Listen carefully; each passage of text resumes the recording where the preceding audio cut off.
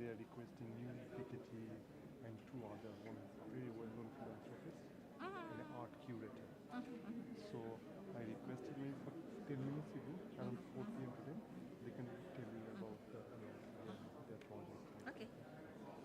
And then PowerPoint somebody already. Yes, yeah? yes, yes. Yeah. Yeah. And go. Yes, yes, yes.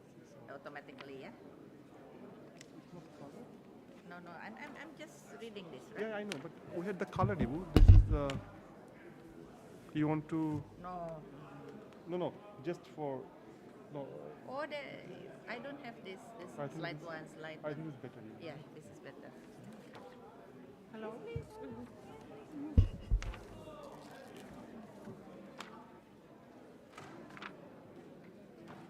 I think that is useful. Yeah. So you can see the slides. Yeah. And And exactly. the operator Yeah. already. No problem. okay. Thank you.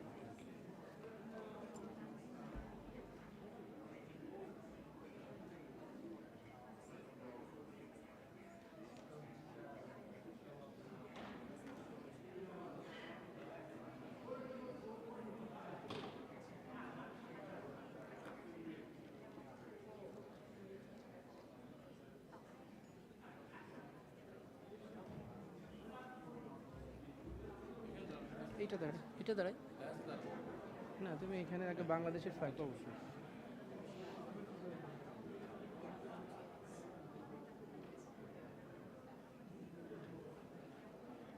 Sir ছবি অনেক ভালো আছে, light adjustment অনেক ভালো। এটা কত size? দাঁড়াও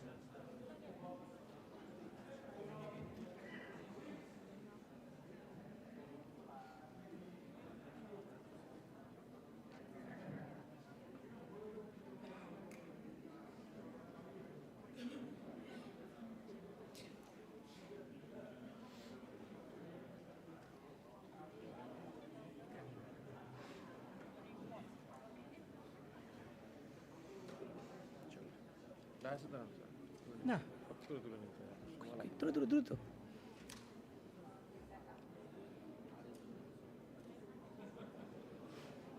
হ্যাঁ dummy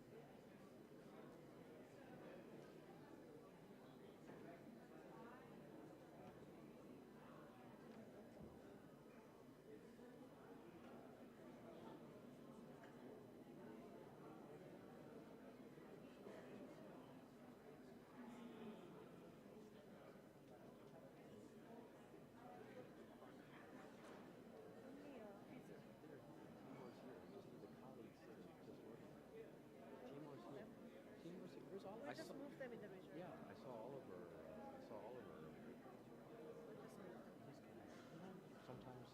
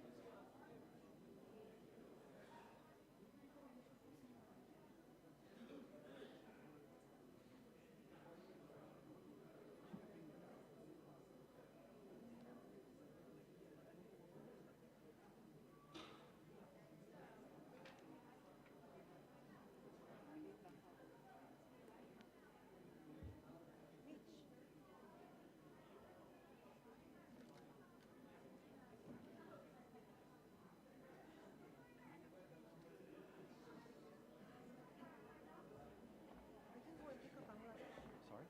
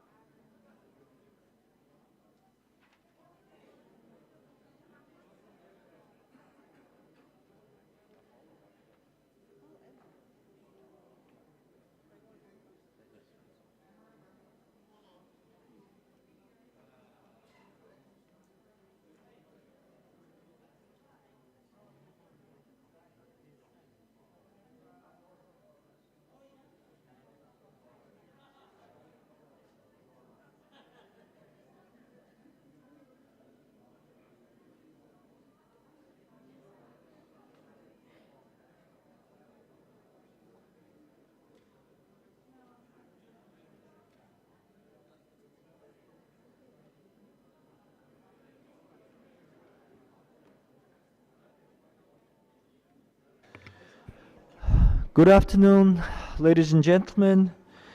So I'd like to call this meeting to order, and the Commission will now consider Agenda Item 3, Special Body on Least Developed, Landlocked Developing, and Pacific Island Developing Countries.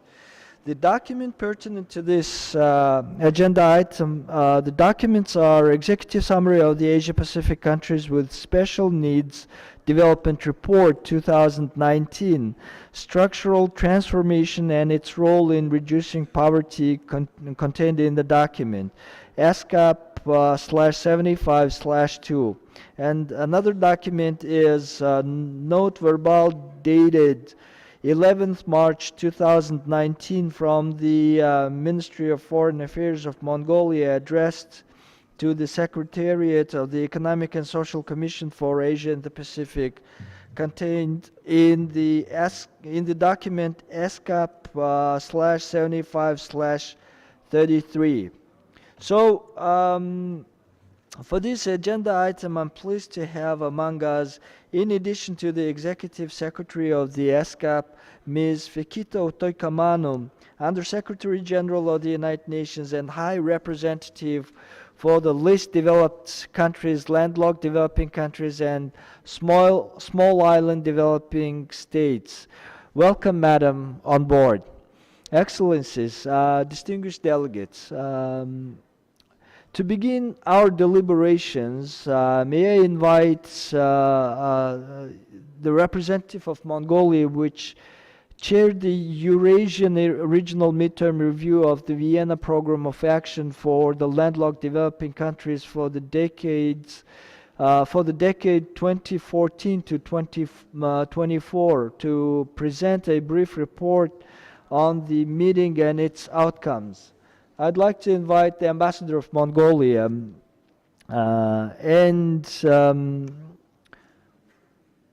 Yep. Your Excellency, the floor is yours. Thank you, Mr. Chair. Distinguished delegates, ladies and gentlemen, it is my pleasure to present the outcome of the Euro-Asian Regional Midterm Review of the Vienna Programme of Action for the Landlocked Developing Countries for the decade 2014 to 2024 to the Commission. This document was discussed and reviewed by a regional preparatory meeting which took place in Bangkok from 11 to 12 February of 2019. The meeting was organized by ESCAP in collaboration with the Office of High Representative for the Least Developed Countries, Landlocked Developing Countries, and Small Island Developing Countries. The meeting was attended by 16 landlocked developing countries and transit countries and chaired by Mongolia. The outcome document of the meeting was reviewed, negotiated, and agreed by all participants, by all of its participants. It evaluates the progress made in the implementation of the 6 priorities of the Vienna Programme of Action and provides some recommendations for the coming years. The outcome document clearly illustrates the achievements and challenges of Asia's landlocked developing countries, transit states, and the international community in the implementation of the Vienna Programme of Action. Given the importance of trade for these economies, it highlights, for example, that 8 of Asia's landlocked developing countries are already members of WTO, 2 of which joined during the first half of the implementation period of the Vienna Programme of Action. It also highlights that the implementation of trade facilitation measures specified in the WTO Trade Facilitation Agreement is relatively high, at 50 to 70%, and that the number of international cooperation agreements facilitating economic interaction is increasing. The document also highlights that the share of Asia's landlocked developing countries in global merchandise exports has decreased in recent years. Indeed, it's lower than among the least developing countries and landlocked developing countries in general. At the same time, exports remain highly concentrated in a few commodities, something that has not changed significantly since 2000. Indeed, export concentration remains consistently higher than in landlocked developing countries as a whole. Structural economic transformation is not taking off, and international trade does not seem to be picking up. This is something I believe the panel will be picking up later during the session of the special body. The document also cautions that challenges in connectivity, which is critical for trade and development in general, prevail. For instance, presently 5 of the 12 landlocked developing countries in the Asia-Pacific region and 7 of the transit countries participate in less than half of 20 international conventions and agreements of relevance to transit. In terms of transport infrastructure, there are important missing links in the Trans-Asian Railway network. Those missing links account for around 1,400 kilometers in Central Asia and some transit countries, 3,400 kilometers in Northeast Asia and 340 kilometers in Caucasus. Ladies and gentlemen, effectively addressing the challenges of landlocked developing countries requires concerted efforts of all stakeholders. These include landlocked countries, transit countries, donor countries, and the international community with its various organizations and institutions. For example, it is important that the necessary financial resources are available through improvements and enhancements of tax regimes of landlocked developing countries, as well as through utilization of new international mechanisms such as South cooperation. Needless to say, new regional financial institutions to support regional development, such as Asian Infrastructure and Investment Bank and New Development Bank have been established by transit countries for most of Asia's landlocked developing countries. Another example is structural economic transformation. The fifth priority of the Vienna Programme of Action is the focus of the Asia-Pacific countries with special needs development report 2019, which is discussed during this special body. Due to remoteness from global markets and limited incentives for economic diversification, as well as dependence on extractive resources, Asia's landlocked developing countries have not been able to structurally transform their national economies to the desired extent. To enable the process, effective internationally supported procedures as well as transboundary infrastructure are necessary to improve LLDC's access to the world's economy and to facilitate their participation in the regional and global value chains. This can only be achieved through LLDCs and transit countries' cooperation and collaboration, and multilateral processes aimed at coordinating and smoothing international rules and regulations. Under a proposed resolution sponsored by the delegation of Mongolia, the Secretariat is being requested to transmit the outcome of the Euro-Asian midterm review of the Vienna Programme of Action as the input of the Asia-Pacific region to the high-level comprehensive midterm review of the implementation of the Vienna Programme of Action to be held in New York in December 2019, and to continue to provide capacity-building assistance to member states toward smooth implementation of the 6 priorities of the Vienna Programme of Action for landlocked developing countries. We welcome with appreciation ESCAP's efforts at capacity building among the landlocked developing countries and hope that this resolution will serve as an encouragement for further efforts. The outcome document of the Euro-Asian Regional Midterm Review of the Vienna Programme of Action is an important document which shows the efforts and the necessary actions for the future to facilitate sustainable development among Asia's landlocked developing countries. I strongly encourage you to study it, and I look forward to wide participation of member states at the global midterm review of the Vienna Programme of Action for landlocked developing countries, which is scheduled to take place at the beginning of December this year. I thank you for your attention.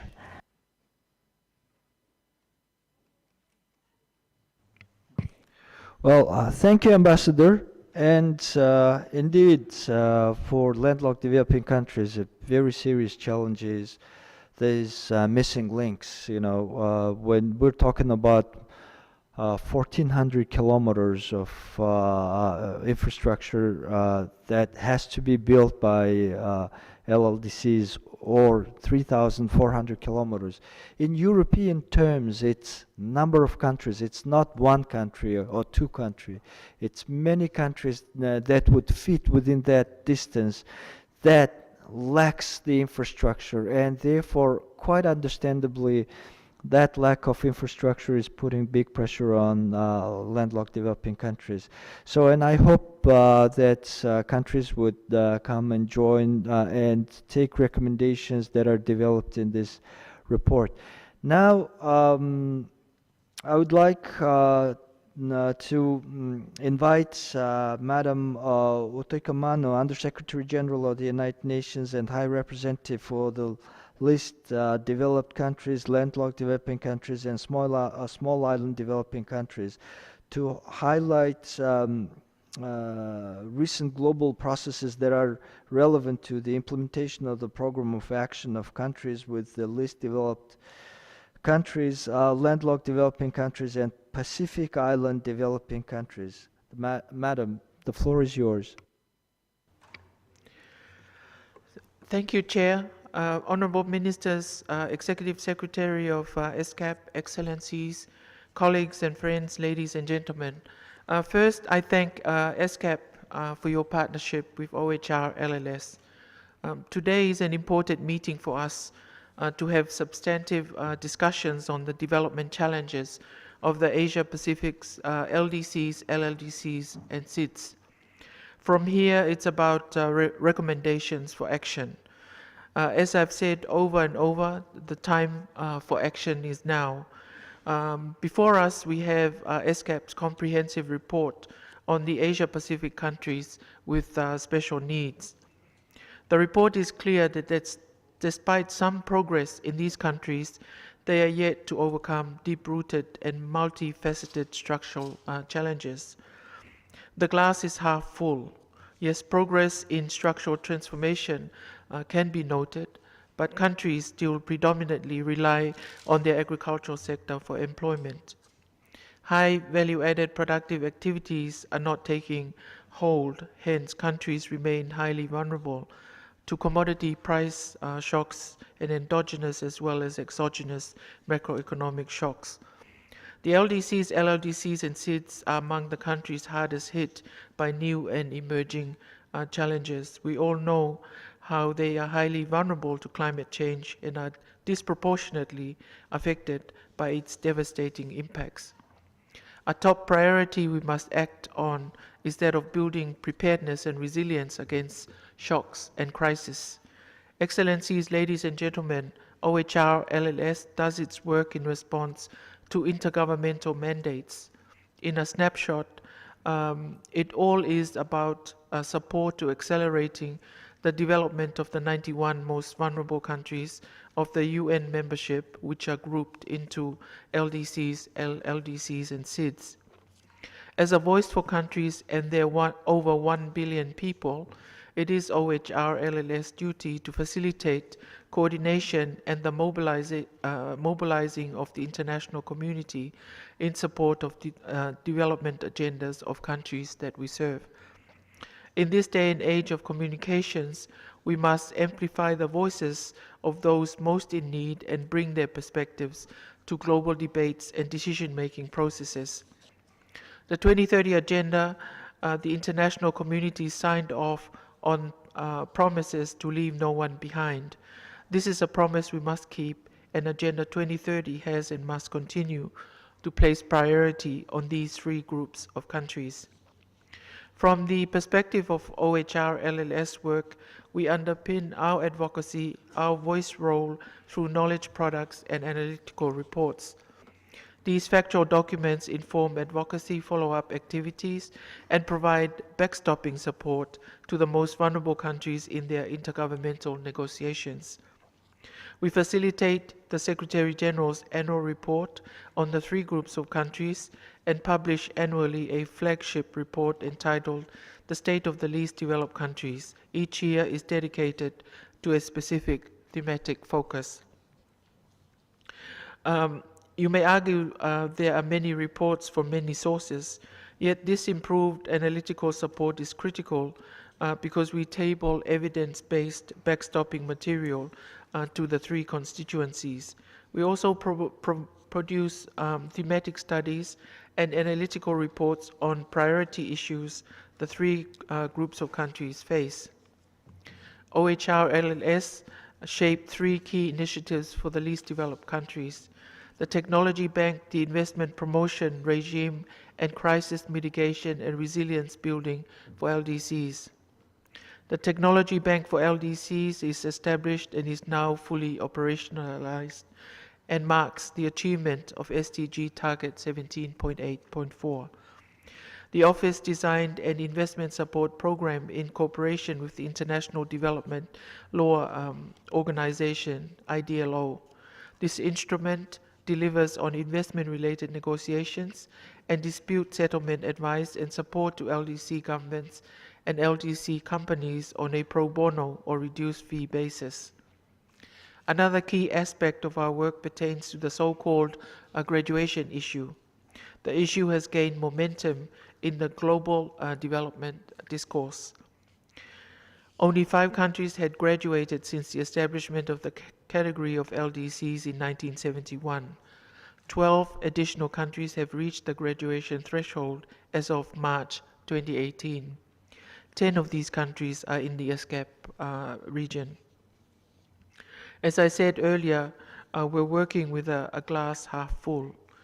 Recognizing the importance of this issue, OHR LLS in late 2017 established an interagency task force on the graduation of LDCs.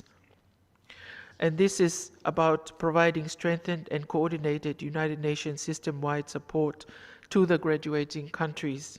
The task force will soon be sending a joint mission to one of the graduating countries, with a second mission scheduled for later in the year. We all are aware of the saying, help people to help themselves. In other words, capacity building is key.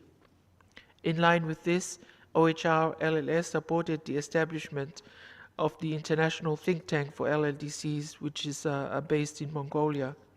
This is the first ever intergovernmental body of the LLDCs to produce top quality research and advocacy to improve the ability of LLDCs to address their special needs. Trade is at the core of structural transformation, and OHR LLS played its share in a growing number of landlocked developing countries ratifying the WTO Trade Facilitation Agreement. Now, to trade means being equipped with the basic infrastructure, including energy and ICT, and so the Office plans to help strengthen the capacity of landlocked developing countries to develop bankable infrastructure projects and to promote trade facilitation. Let me now turn to a very special group, the small island developing states. We all know how SIDS are as much land as ocean nations. We all know of the very challenging remoteness, size, vulnerability factors SIDS, and that SIDS have to manage and literally need all the partners possible, and the private sector has a key role to play. In response, OHR LLS convened the SIDS Global Business Network Forum, a third in a series of SIDS private sector partnership forums, which was launched by OHR LLS and its partners at the Samoa conference in 2014. The focus of the forthcoming fourth forum will be on oceans and will be held in the Pacific region in 2020. OHR LLS furthermore established platforms for promoting exchange of best practice and peer learning among SIDS and between SIDS and the global community on key themes of sustainable energy, broadband connectivity, and resilient transport infrastructure. These are basics if we are to achieve the SDGs. As a component part of this effort, we organized a global conference on scaling up energy access and finance in least developed countries, which will be held on the 30th and 31st of May in Beijing, China. Needless to say, we've extended support to the delegations of the LDCs, LLDCs, and SIDS whenever requested in their articulation in major international policies and measures, including in the GA, ECOSOC, funds and programs, and other forums. My office has forged strong UN system-wide collaboration through the interagency consultative group mechanisms for LDCs, LLDCs, and SIDS, which have been meeting regularly. ESCAP is an active member in all of the IACGs. Excellencies, ladies and gentlemen, I have shared quite a list, and let me say that the menu of our work allow me to turn to some critical events for all of us concerned to ensure we do not leave the 1 billion people of the LDCs, LLDCs, and SIDS behind. The midterm review of the Samoa pathway takes place on the 27th of September of this year. ESCAP has played a key role in the preparatory process of this review. The review is an invaluable opportunity to direct the international community's attention to the special case of SIDS. The draft outcome has been issued and negotiations have started.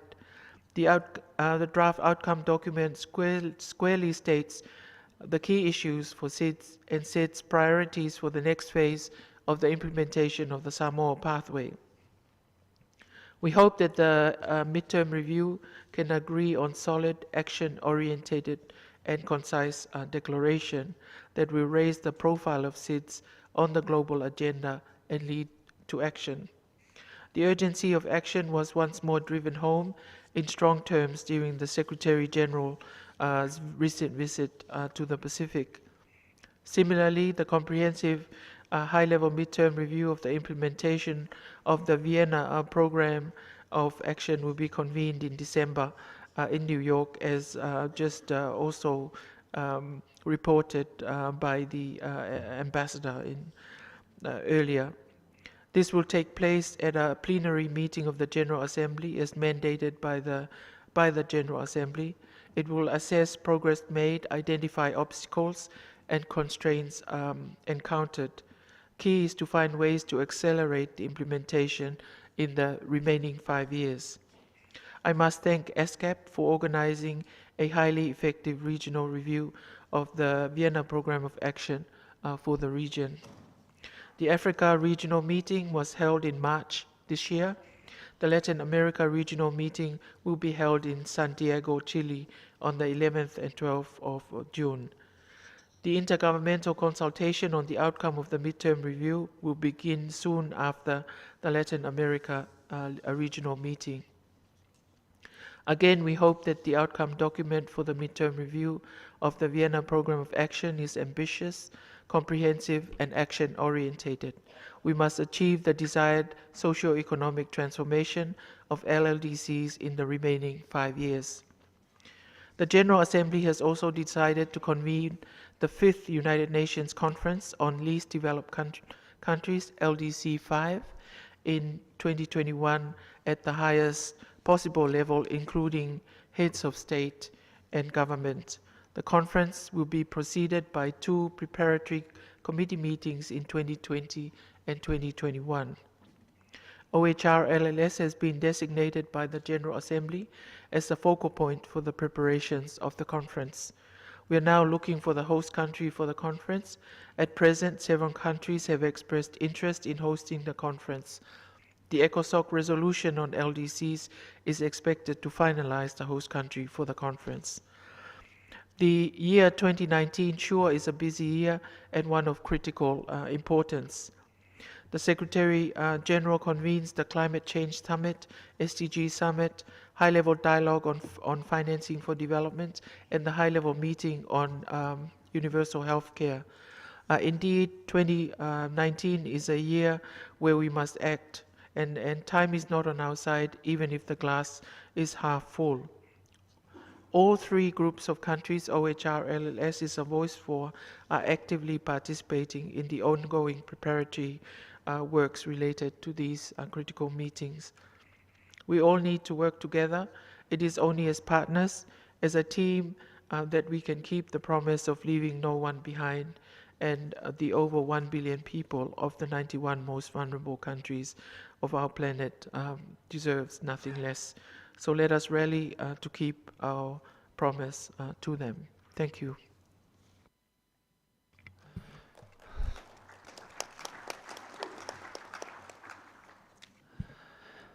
Thank you, Madam Secretary. And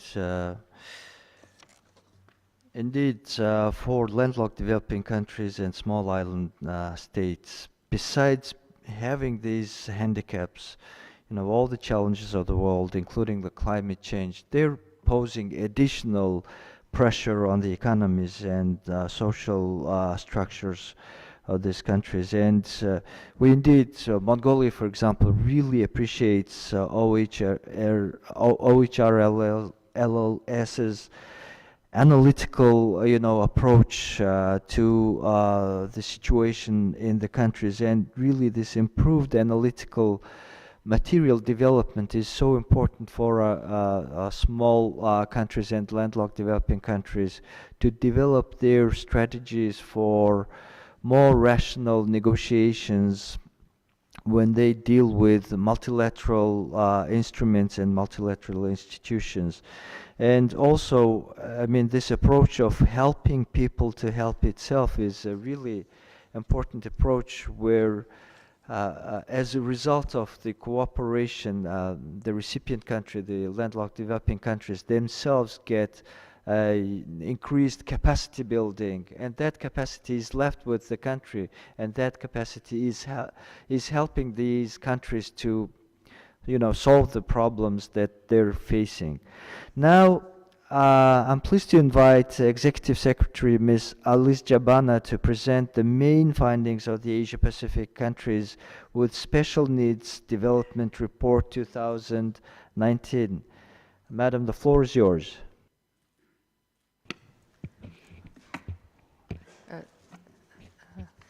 Thank you, Mr. Chair.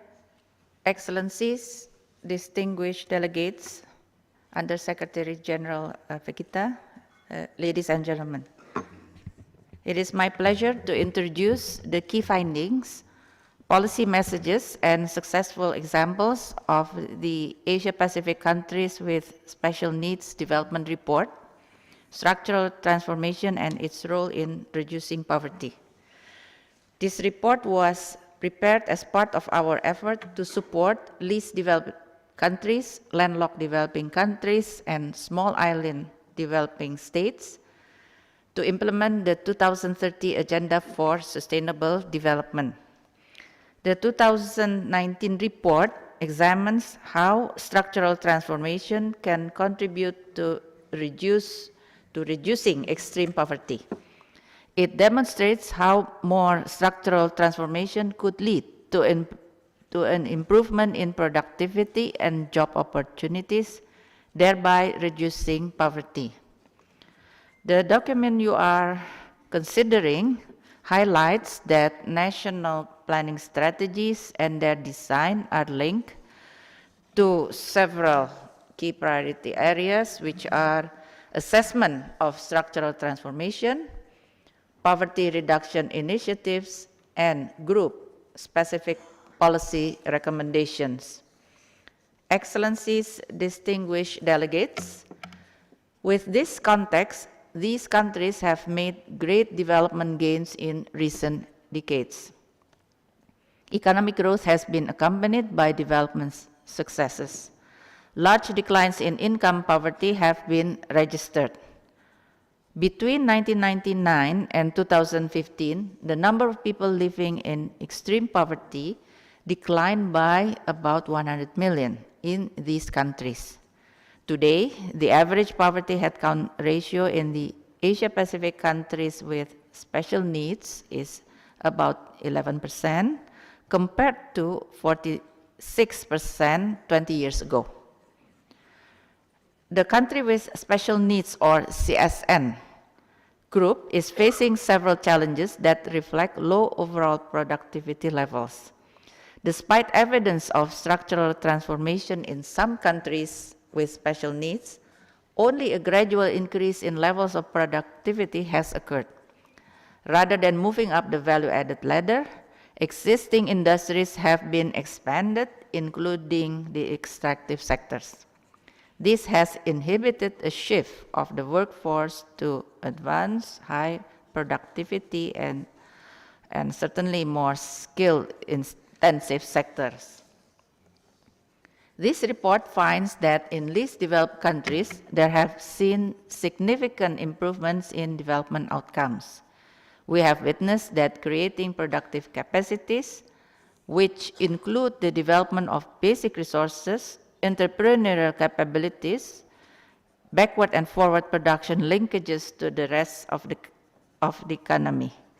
Going forward, greater policy efforts are needed to boost agricultural productivity and strengthen production linkages with the other sectors, and to increase the level of employment.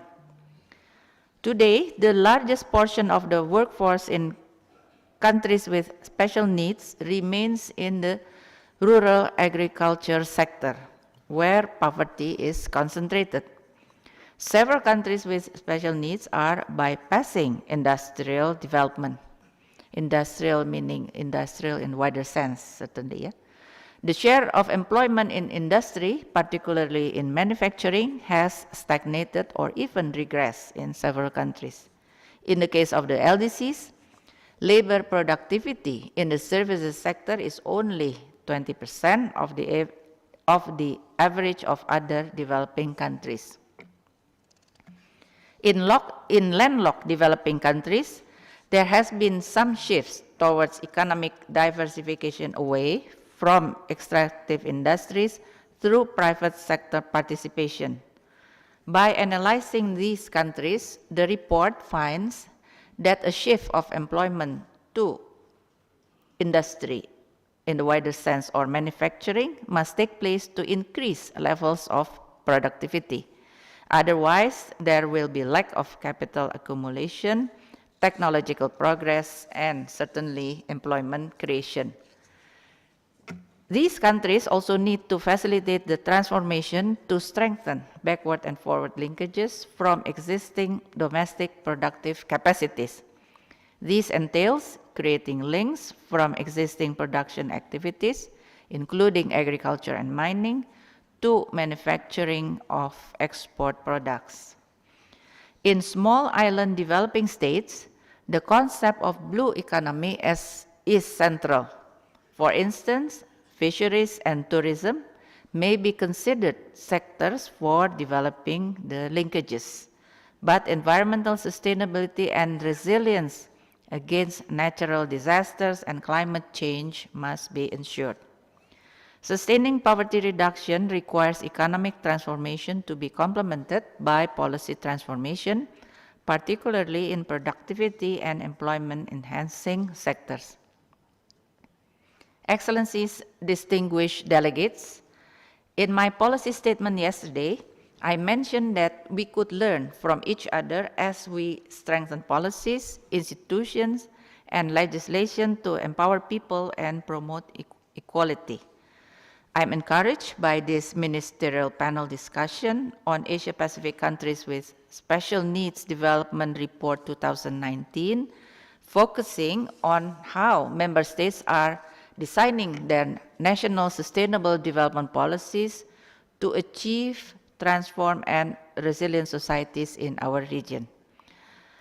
For example, Bangladesh has seen significant structural transformation and is a major player in clothing global value chain. It now needs to move up along the global production chain, especially since it may graduate by 2024 from the category of least developed country. In Nepal, which is still heavily dependent on agriculture, the government aims to double agriculture production in the next 5 years through modernization, diversification, commercialization, and marketing in the agricultural sector. Such efforts and policies to boost agricultural productivity in a sustainable manner and reduce poverty should be the foundation for rural sector development. Such policies ensure a sustainable poverty-reducing structural transformation. Similarly, Vanuatu is also designing policies to ensure transformation in their agricultural sectors. Another example is Timor-Leste, where structural transformation is proceeding quite rapidly and where the services sector recently surpassed agriculture in terms of importance for labor and where natural resources will play an increasingly important role, certainly, hopefully, in a sustainable manner. In Fiji, the policies for harnessing greater involvement of the private sector through micro, small, and medium enterprises, financing, and supporting women entrepreneurship are contributing to bringing about economic transformation. ESCAP stands ready to provide capacity building and technical assistance to this group of countries to address the challenges related to their structural transformation and its role in reducing poverty. I look forward to hearing later from member states about their efforts to strengthen structural transformation and their national policies and strategic frameworks. I am pleased to invite the special body to debate on these findings and policy considerations. We look forward to your guidance on capacity building activities and knowledge products the Secretariat should undertake to support the implementation of the global programs of action for least developed countries, landlocked developing countries, and small island developing states of the Asia-Pacific region. Thank you for your attention. I look forward to our discussions during this session today. Thank you very much.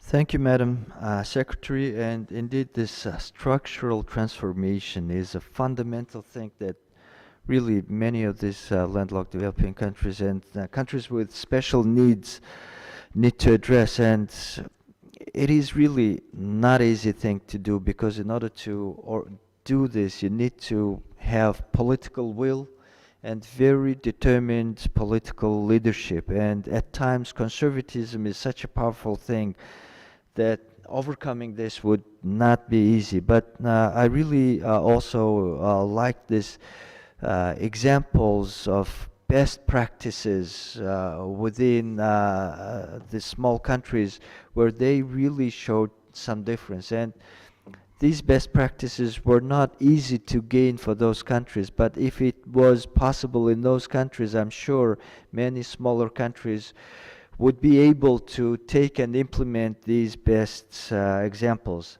Now, Excellencies, distinguished delegates.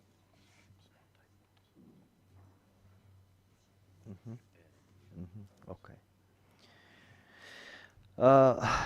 Excellencies, distinguished delegates. Now, elaborating more on this important issue, I would like to also refer to Professor Kunal Sen, a noted expert on structural transformation, who will deliver a keynote address.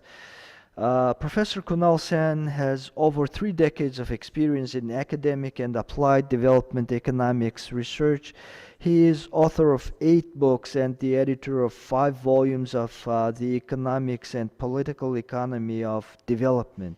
He currently holds the position of Director of United Nations University World Institute for Development Economic Research, UNU-WIDER, and he is a professor of development economics at the Global Development Institute, University of Manchester. Professor Sen is a leading international expert on political economy of growth and development. He has served in advisory roles with national governments and bilateral and multilateral development agencies, and has performed extensive research in international finance, the political economy, determinants of inclusive growth, the dynamics of poverty, social inclusion, female labor force participation, and in the informal sector in developing countries. His research has focused on India, East Asia, and Sub-Saharan Africa. We're very honored to have him with us today, so without further ado, I would want to invite Professor Sen to deliver his keynote address. Professor, the floor is yours. Thank you, Chair, for a very kind introduction. Distinguished delegates, excellencies, and ladies and gentlemen, it's a privilege to give the keynote lecture today, the special body for Asia-Pacific Country Special Needs Report. This particular topic that I'm going to speak on, and that's which your report is on, structural transformation, is something that I've been working on for many years, and it's something that I think is the core development challenge that we face in the next 10, 15 years, especially for the 2030 agenda. What I want to speak about today is really what I see as the potential for structural transformation, but also the challenges that have been highlighted in the CSN report very well. Let me first start with saying, why do we want to think about structural transformation being something that's important for us to consider in this discussion? Well, first of all, structural transformation is something that, just to be clear what it is, it's a movement of economic activity, workers, production of goods and services from lower productivity sectors like agriculture to higher productivity sectors like manufacturing and services. That's structural transformation. It's essentially a way that we see economic modernization occur in any economy. And that's something that's very important for economic development. Now, we also know that the pace of structural transformation has differentiated successful countries from unsuccessful countries. If you were to look at the historical experience of countries which have risen up in terms of per capita income, you can see those countries have done very well in structural transformation. So we know it matters. And if you see the historical experience, not only of the past, the richer countries that we have seen over several centuries, actually. But more recently in East Asia, we can see essentially this movement that's happened of workers and economic activity from low productivity sectors to high productivity sectors is a very important part of broad-based inclusive economic growth. So we know very well the structural transformation really matters. And I think that's exactly why we're discussing this theme and this topic today. Now, what is the potential for structural transformation? Why is it so important? What does it really do? Well, one aspect of structural transformation is industrialization. The very fact that you have workers moving from agriculture to manufacturing is a very important part of economic development and economic growth. And manufacturing is something special, and we've known that as economists for many years. It's important because manufacturing is a technologically dynamic sector. It's a sector that allows for innovation. It's a sector that allows for technological progress. No other sector has that property in that sense as manufacturing. So that's the first thing. But it's not just because it's important for innovation, it's important for technological progress, it's important for job creation. And it's important for a particular kind of job creation, which is decent jobs, productive jobs. If you see what happened in East Asia, if you see what happened in many parts of Northeast Asia and more recently People's Republic of China, what you've seen is workers moving from agriculture to manufacturing, where workers were fairly unskilled, fairly poor, and they moved to manufacturing looking for better jobs. And that process transformation was quite remarkable in the way it brought about economic growth, economic development, and poverty reduction. And manufacturing also has another property which makes it unique to some extent, though I would argue that has been changing over more recent years. It's a tradable sector. You can export manufacturing goods, as you can also import manufacturing goods. And as a consequence, East Asian countries in particular managed to follow very successful export-oriented industrialization. So these three properties of manufacturing: technological dynamism, the ability to create good jobs, and the third, being a tradable sector, the one that you can use to export and build up your current trade balances, is a very important features of manufacturing. That's what makes it somewhat unique. Now, I think it's important to keep in mind that we're discussing structural transformation not only for its own sake and not only because it's important for economic growth, it's important because it's certainly absolutely fundamental to the 2030 agenda, and perhaps in a way no other theme or core development issue is. It's absolutely critical for the SDG 1 on zero or no poverty, SDG 2 on zero hunger also. It's absolutely critical on gender equality. On gender equality, it's important to keep in mind that if you look at the question of gender disparities in education, in many other, in health and so on, gender gaps have reduced to some extent. But if you see the participation of women in labor force versus men, you see remarkable disparities. And particularly if you look at the participation of women in well-paid jobs as compared to unpaid work or as working as contributing family workers in informal enterprises, you see women are in the worst possible jobs in most economies compared to men. So structural transformation is a way to reduce that gap that we see between men and women in terms of gender equality in the workforce. And that's why it's also important for SDG 5. It's also obviously by its very nature important for SDG 8. In fact, you cannot get SDG 8 achieved if you don't have structural transformation. Structural transformation itself implies that you're creating new jobs, productive jobs, which were not there before. And that's the kind of jobs you want to see your workers get over time. So SDG 8 is a very important part of the discussion of structural transformation. And structural transformation is also important in reduction in inequality, and I'll show some figures on that later. So it's pretty important in many of the core SDGs. These are the four I highlighted. Clearly the importance of many other SDGs, responsible consumption, production, for example, climate action, for example, many others. But these are the four SDGs I would highlight as being very important in the discussions on structural transformation. Now, just to make the point of poverty reduction, and this is in the very good, the excellent SCSN report that you have been discussing earlier, poverty reduction has happened in the Asia-Pacific countries with special needs across the three categories: the least developed countries, landlocked developing countries, and small island developing states. And we've seen varying progress in poverty reduction, as we've seen in the report, across these three categories of countries. But what is interesting is that we've seen poverty reduction quite strongly correlated with structural transformation. In other words, the figure on the shows that when it comes to moving workers from agriculture to manufacturing, industry, and services, you tend to see where we see more workers in agriculture, poverty reduction not particularly not very rapid. In fact, maybe not at all. But when you see workers moving to industry and services, you see poverty reduction happen in those kind of economies. And that's fairly obvious. Poverty reduction can only happen if you have broad-based inclusive growth. That's pretty obvious. That's the history we know of many countries where we've seen big decline in poverty rates. So it's pretty obvious that structural transformation is very important for reducing poverty. And that's something that's very important to keep in mind. While we talk of structural transformation as a way to achieve inclusive growth, it's also very important for SDG 1, SDG 2 also in particular. But the other thing that's interesting about structural transformation is that it can reduce inequality as well. Again, the report that mentions the fact that in manufacturing and services, we seem to see inequality as measured conventionally by the Gini coefficient on the vertical axis in these graphs, and on the horizontal axis, the share of employment in manufacturing services. We can see that there is a downward slope of this in the relationship. In other words, where we tend to see more and more workers in manufacturing, more and more workers in services, we seem to see the Gini coefficient, the inequality measure, going down. Perhaps not as much as you might like to see, but certainly going down, and certainly not going up. So that's important to keep in mind, that structural transformation has this other feature which could be potentially inequality reducing, and that's interesting. Now, what is the challenge of structural transformation? Why is it so difficult to get? Why is it that we are in a situation where many parts of the world, and particularly in the Asia-Pacific region, especially in the special needs countries, why do we seem to see this challenge?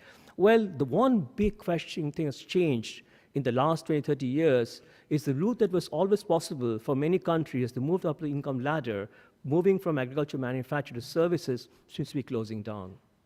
Now, it's not completely closed down. It might change. We don't know. For the time being, it looks not particularly very optimistic if your country was to try and follow the conventional route to structural transformation. What we seem to be seeing is more clearly nowadays, when we look at the countries experiencing structural transformation, is a movement of workers from agriculture straight to services. And manufacturing, while we expect to normally see an increase in manufacturing employment at the beginning stage of economic development, doesn't seem to be happening. And that's something to be worried about, because services simply cannot provide the same productivity gains as manufacturing for the reasons I discussed earlier. And what that also means is that many countries haven't had a proper experience of industrialization. They haven't entered a situation where they are having had a proper experience in industrialization that we've seen in the richer countries of the world, and also more recently in East Asia. And that's a matter of great concern for many of us. But as the UN ESCAP report shows, we particularly see this phenomena of what one might call premature deindustrialization occurring in the Asia-Pacific countries with special needs, that we can see from the data. But one thing I want to say, and I think there's a problem here when economists talk about structural transformation, they tend to focus on manufacturing. I did mention its importance, but one also keep in mind that services cannot be considered to be homogeneous in itself. In other words, in services, there are two kinds of services. One is what is essentially business services, IT, finance, and so on. And the other is what could be called non-business services, which are trade, hotels, restaurants, and the government sector, and so on. Now, business services has a property that's quite similar to manufacturing. Business services has a property that first, actually has fairly high productivity, and I'll show you a graph on this, which is more similar to manufacturing than to non-business services. So that's one thing. The second reason that business services is different is it is tradable. If you are IT, if you are tradable in services, so if you have a country with a large IT sector, you can export services, and that's perhaps as good, if not better, than as exporting manufacturing goods. So business services is different from non-business services, and that's important to keep in mind, especially as we discuss particularly countries which have a challenge nowadays in moving down the manufacturing route. And that's something I'll talk about later. Now, productivity. Now, what's amazing about productivity, and we have now very good data on productivity differentials across the world, we can see that business services productivity has been the highest for all countries for many years. It's only recently that we see that the blue line is business service productivity, the red line is manufacturing productivity. You can see it's only recently that manufacturing productivity has been catching up with business service productivity. It's also obvious from this graph that agricultural productivity and the non-business service sector is very low. That is to say, their productivity level is much lower than that of the manufacturing sector and the business service sector.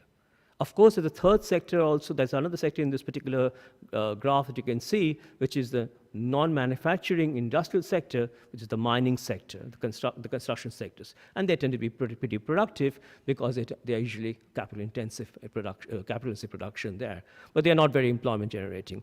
It's the two sectors which are really important for both employment creation and for growth and productivity, which is the business service sector and the manufacturing sector. And that's pretty obvious from this particular graph. Now, countries are in different stages of cultural transformation. The CSN report makes that point very well. You can think about countries in three stages of structural transformation. One is that they are still pretty much in a situation where agriculture provides the main source of employment. So in other words, there are more workers in agriculture than in manufacturing and services. So those are, one could call, structurally underdeveloped countries.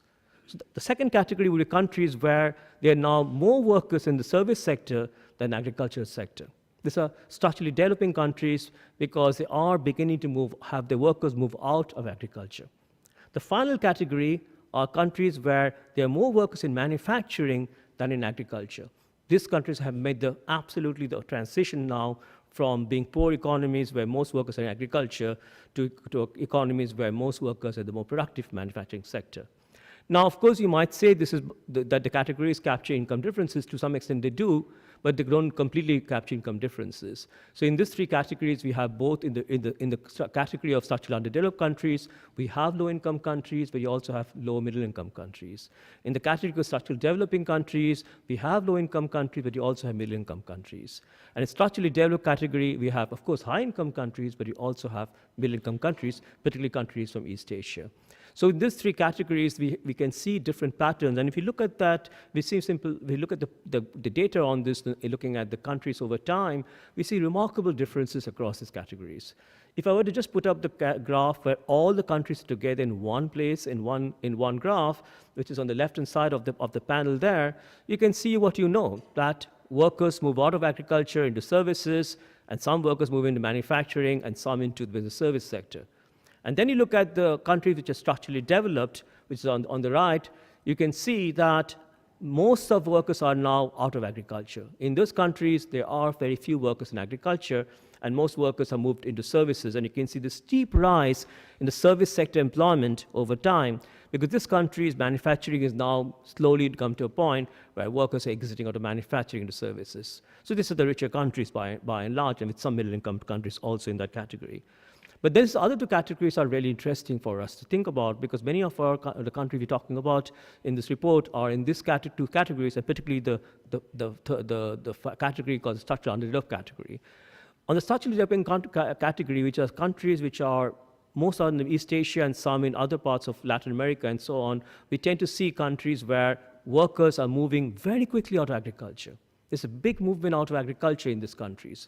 Now just look at that, compare that with the structurally underdeveloped countries, which is where most of the Asia-Pacific countries with CSN social needs are. And you can see in these countries, there's been practically no movement out of agriculture, practically no movement at all. And we can see also in these countries, most of the workers have moved into business service, into non-business services, not into manufacturing. In fact, manufacturing is hardly important in these countries, nor into the very productive business service sector. So what we're seeing in this set of countries is a very slow process of structural transformation. You might even say none at all. And the movement here is particularly very worrying because the movement is not into manufacturing or into business services, but into the non-business service sector, which is not the most productive sector. Now, there is an issue that's come up again and again.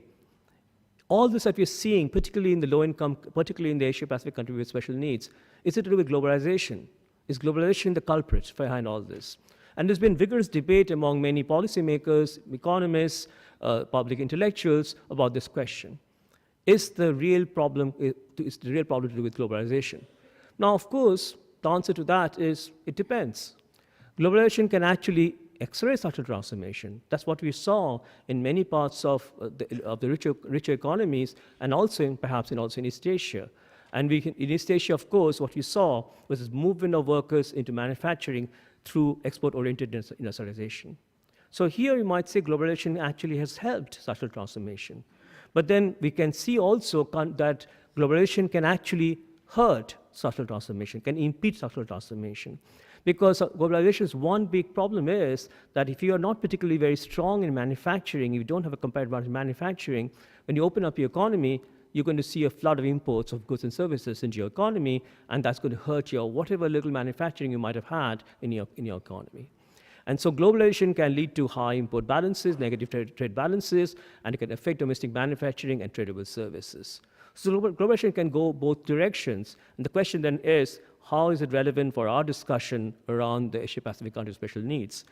Well, if you look at, first of all, the first point here is, one of the things that is quite remarkable is that globalization, and perhaps this is pretty obvious, but it's still worth keeping in mind, globalization has been increasing over the last 20, 30 years. This is the volume of trade as a share of GDP, exports plus imports. You can see it's been increasing steadily over the last 20, 30, 40 years. Of course, you can see it's increased the most in the structurally developed countries, increased the least in the structurally underdeveloped countries. So you can see the differences in the way globalization has actually impacted on these economies quite differently in these three categories of countries. So that's very important. And you notice that there's been a dip in globalization, or the volume of trade as a share of GDP, after the global financial crisis. And if what's happening in the multilateral trading system, one has to be concerned that globalization can keep on showing this steady increase that we've seen over the last 4 decades. But when you see the relationship with manufacturing or structural transformation with globalization, we see very different patterns. For example, if I look at all countries, I would say yes, with globalization, there's been an increasing share of manufacturing in employment. As you can see from the scatter, the blue scatters there, there's been a positive relationship, not very strong, but a positive relationship between globalization, as measured by the volume of trade as a share of GDP, and economic activity in manufacturing, employment in manufacturing. And if you look at the structurally developed countries, the orange scatters there, again, it's a positive relationship. But when we look at the next two categories, the structurally developing category and the structurally underdeveloped category, we get a very different picture. What it's telling us is that for those countries which are seeing the economies open up over time, those countries are also seeing contraction of the manufacturing sector. It does employment.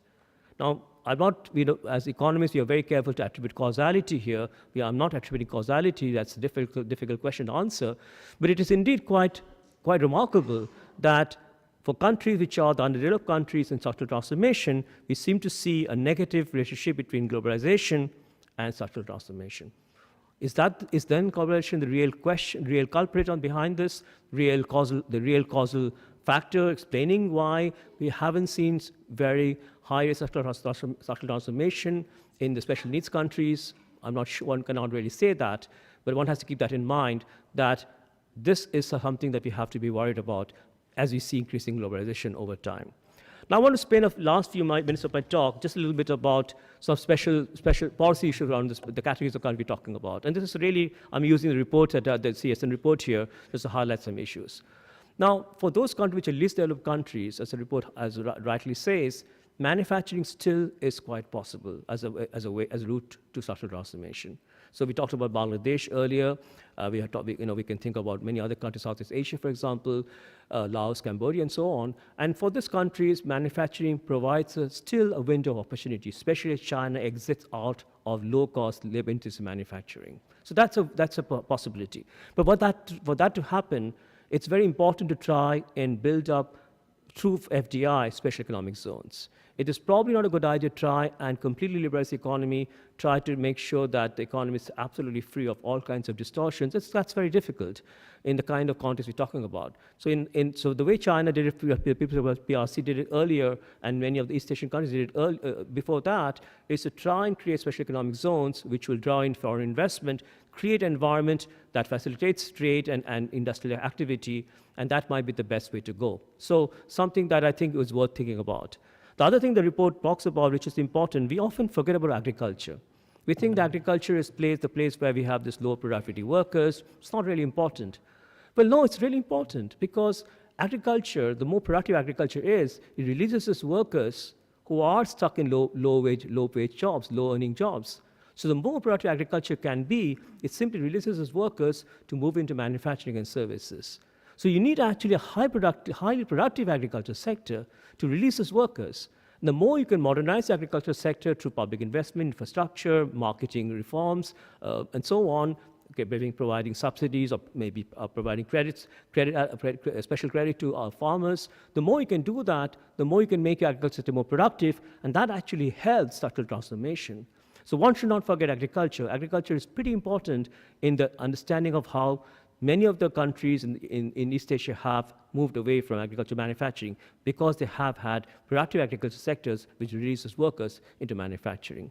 The final thing that's important also for this set of countries is human capital. Human capital is important not only by, we now have a situation where many countries in this category of countries have lots of children in schools. So you've seen a very large increase in enrollment rates, both for boys and girls in schools. But it's not just human capital in terms of the quantity of human capital, it's the quality of human capital. There's still a problem, what is called the learning crisis. The children go to school, but they don't learn very much.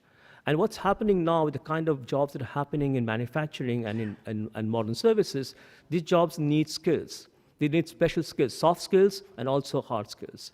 And those skills have to be taught in schools and in tertiary institutions. They cannot be taught in the workplace. And there is a problem here that while there's been a lot of progress in schooling, in the quantity of schooling, there has been less progress in the quality of schooling. And I think that's something that has to be thought through. How do we improve the quality of schooling in these countries? Because that's a real challenge. Moving on to the next set of countries, the landlocked developing countries. In this set of countries, again, the report rightly says, we have seen premature deindustrialization. These countries actually, many of them under the communist era had a nascent manufacturing sector, mostly capital intensive, for example, heavy chemicals, so on. And when these countries reformed over time, many of the manufacturing sectors got hurt with import competition.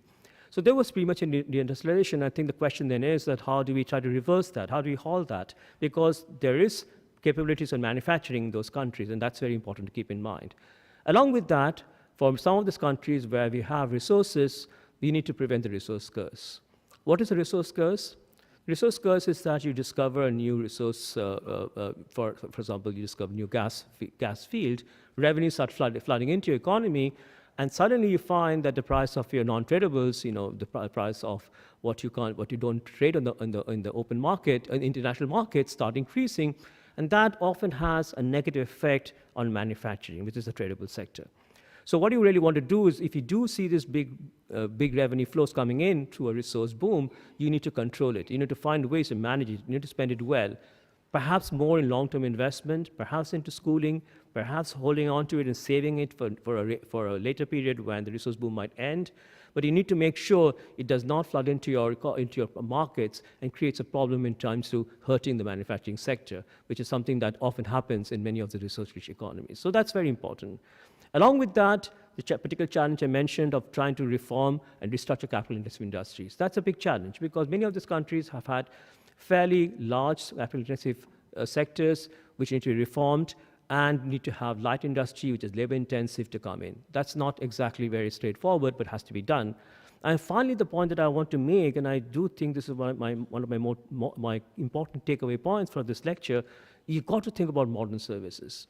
Manufacturing is great if you can have it, but modern services is absolutely remarkable in its productivity gains, and that it can create jobs, not as much as manufacturing perhaps, that's possibly difficult, but it can certainly create more jobs, well-paid jobs, than you can get in other sectors. And modern services, IT, finance, and so on, which are essentially, many of them tradable sectors. So modern service is important, and with what's happening with telecommunications and the big technological gains that we had in telecommunications, we really can have modern services even in a context where it's otherwise difficult to have manufacturing. That's in landlocked developing countries. So that's very important to keep in mind.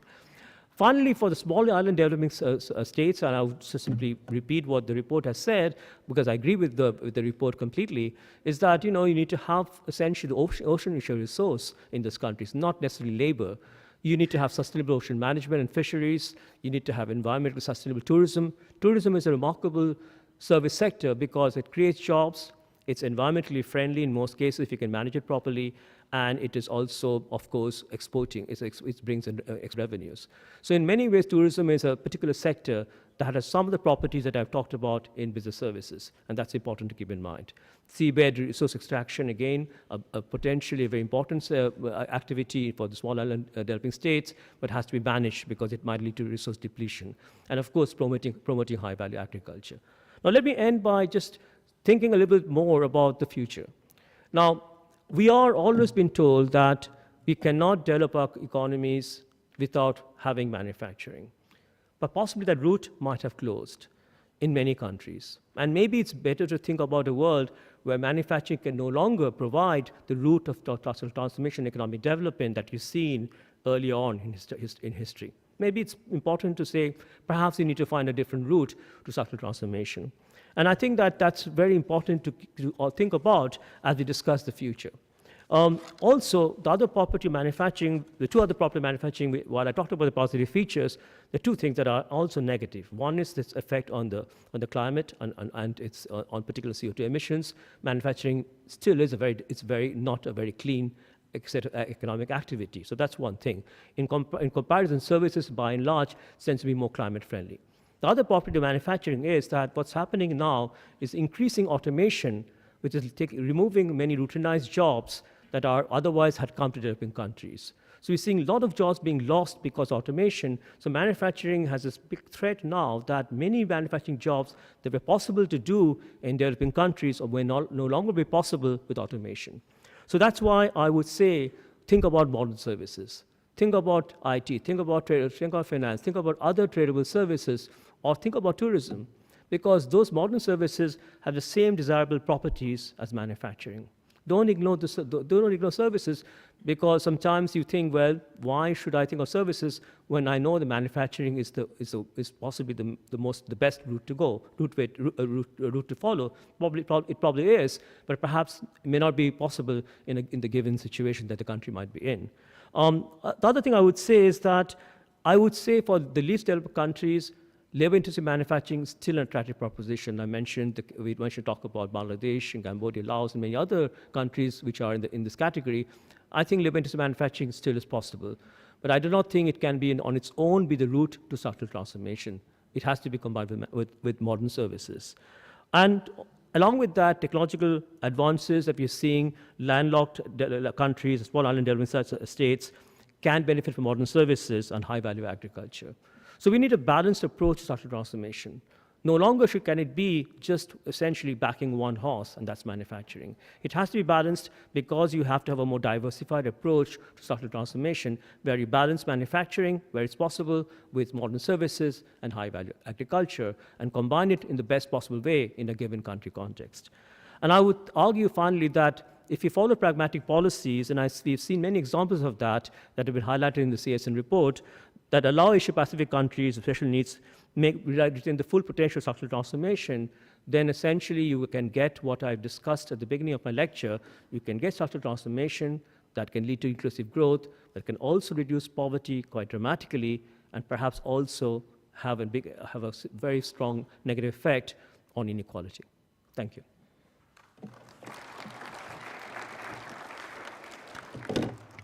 Well, thank you, Professor, and really very interesting positions on the fact that indeed in modern days manufacturing is not the only way out, but modern services are really having the same properties as manufacturing.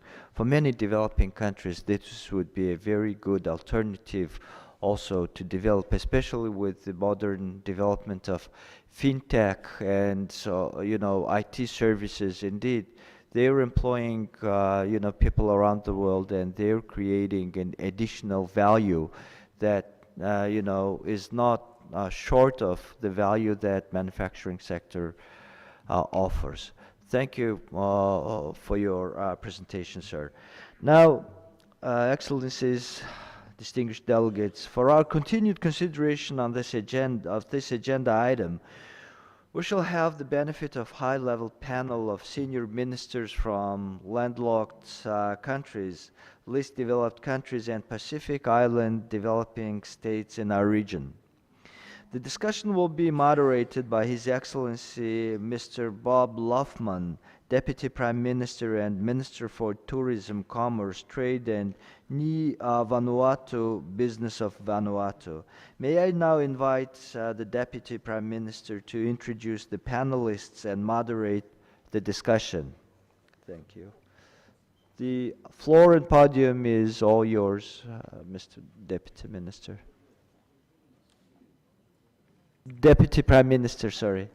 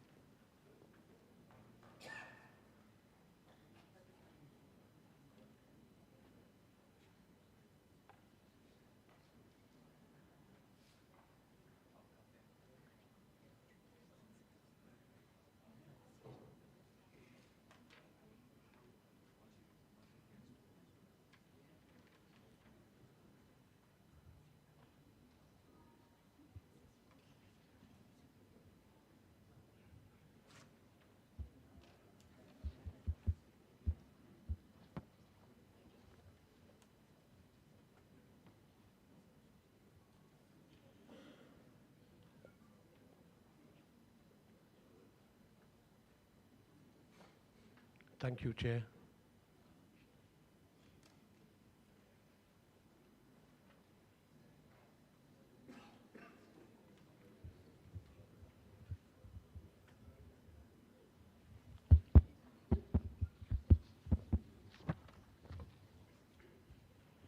Thank you, Chair.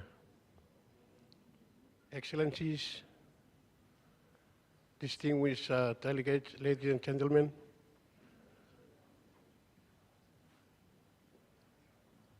I will now proceed with the introduction of the panelists. On my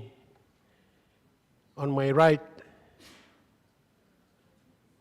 is Ms. Merisiani Funiwanka, Minister for Women, Children and Poverty Alleviation from Fiji. And Mr. Min Hato Sai, member of the National Planning Commission of Nepal. On my left is Mr. Mahan, Minister for Planning from Bangladesh, and Mr. Tenisio, Minister for Foreign Affairs and cooperation from Timor-Leste. The important topic of structural transformation and its role in reducing poverty in countries with special needs. We are privileged today to have a group of distinguished officials and experts from the region, comprising small developing states, least developed countries, and landlocked developing countries.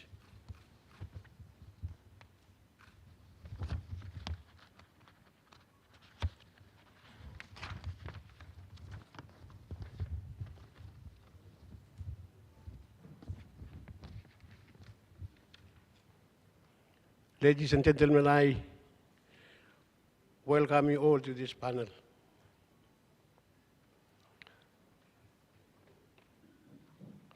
And I would appreciate that all the panelists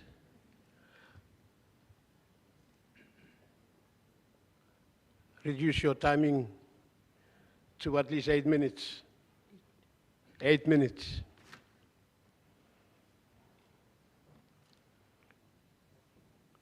Let me start by introducing the topic by starting off from the discussion in the Republic of Vanuatu.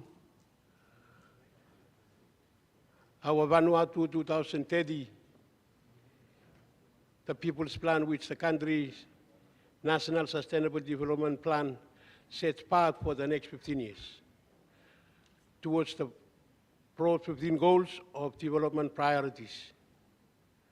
The NSDP has one of its core values, the reduction and elimination of poverty in countries such as one of the NSDP development aspirations. An economy based on equitable, sustainable growth that creates jobs and income earning opportunities accessible to all people in the rural and urban areas. We look at how to achieve this through programs on managing and creating mechanisms for small island economies, such as Vanuatu, to grow and develop, but not in contrast to the cultural foundation for which our NSDP has its 3 pillars of social, environmental, and economic resting upon. In line with the national development priorities and commitment, under the NSDP, we are working towards equitable development across the country to ensure better access to people development. The implementation of the decentralization policy brings government closer to the people by providing citizens with greater control over decision-making processes and allowing their direct participation in public delivery. This is something that is integral if we are to progress with our goals to reduce and eliminate poverty, since Vanuatu consists of 83 islands with a total population of 280,000, 80% of which are still living in rural communities.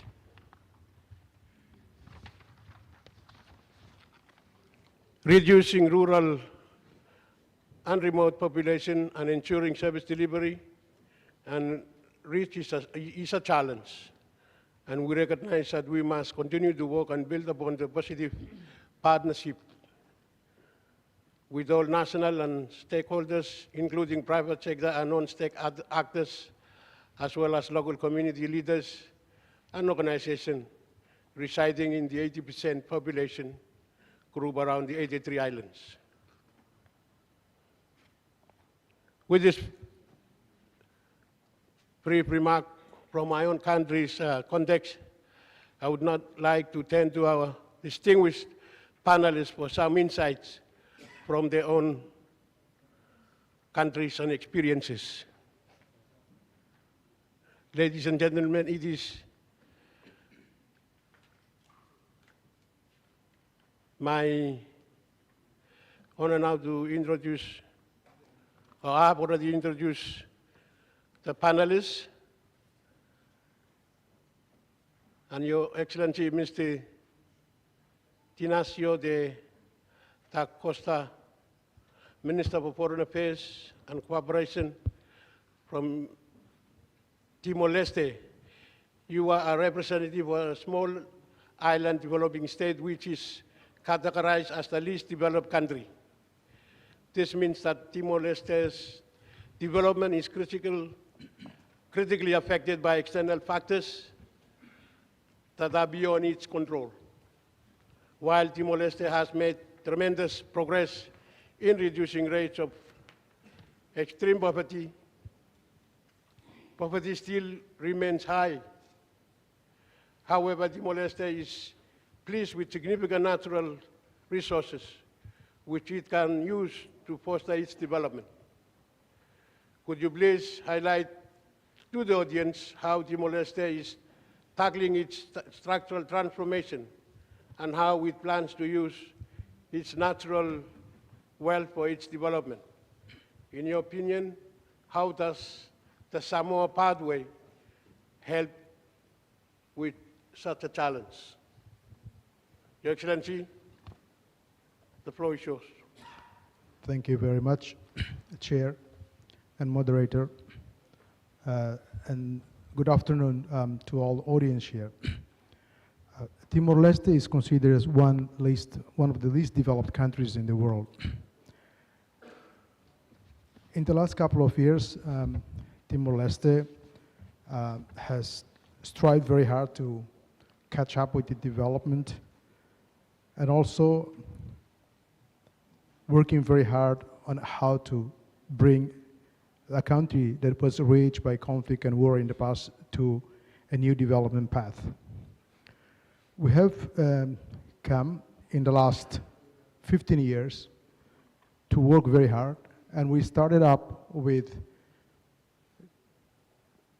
a strategic development plan of 2011-2030 with an ambitious goal of making Timor-Leste, of bringing Timor-Leste into a middle-income country in 2030.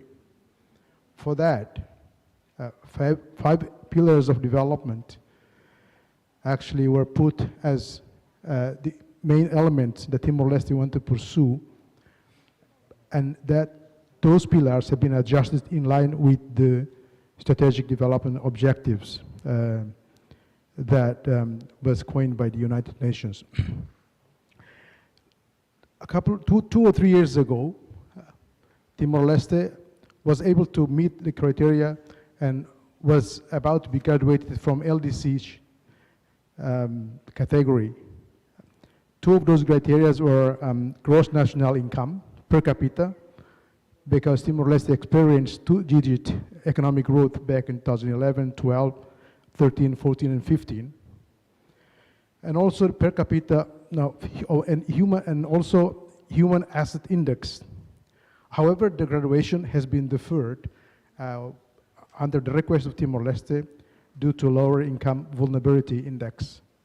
And that is because the country was gifted enough to have its natural resources, but it also depends very much on the natural resources for its development.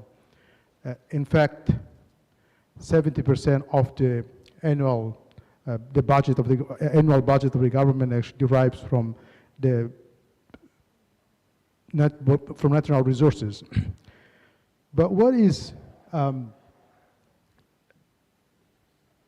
good from all these developments is that some structural transformation has been introduced to the country, which luckily the manufacturing sector is absent. I was very happy to listen to Professor discussion today and the report that was read out by Madam Executive Secretary. And we've been able to actually decentralize the development, including the economy, and been able to make some developments in terms of reducing poverty. And we've been able to pressure down, according to the latest economic reports, the poverty from 41% when Timor-Leste became independent in 1999 to 30%. So basically, we've been out of extreme poverty.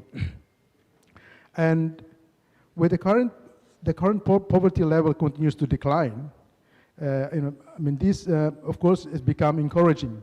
And it's an encouraging trend to Timor-Leste, particularly as the number of socio-economic indicators points that the country is poised to embark on a new economic trajectory.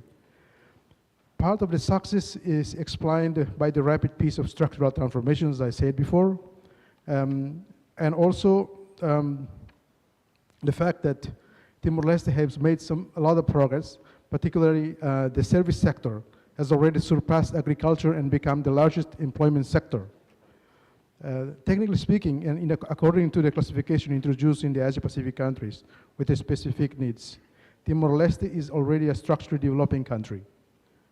Nevertheless, the challenge for the country is still actually an issue to be resolved.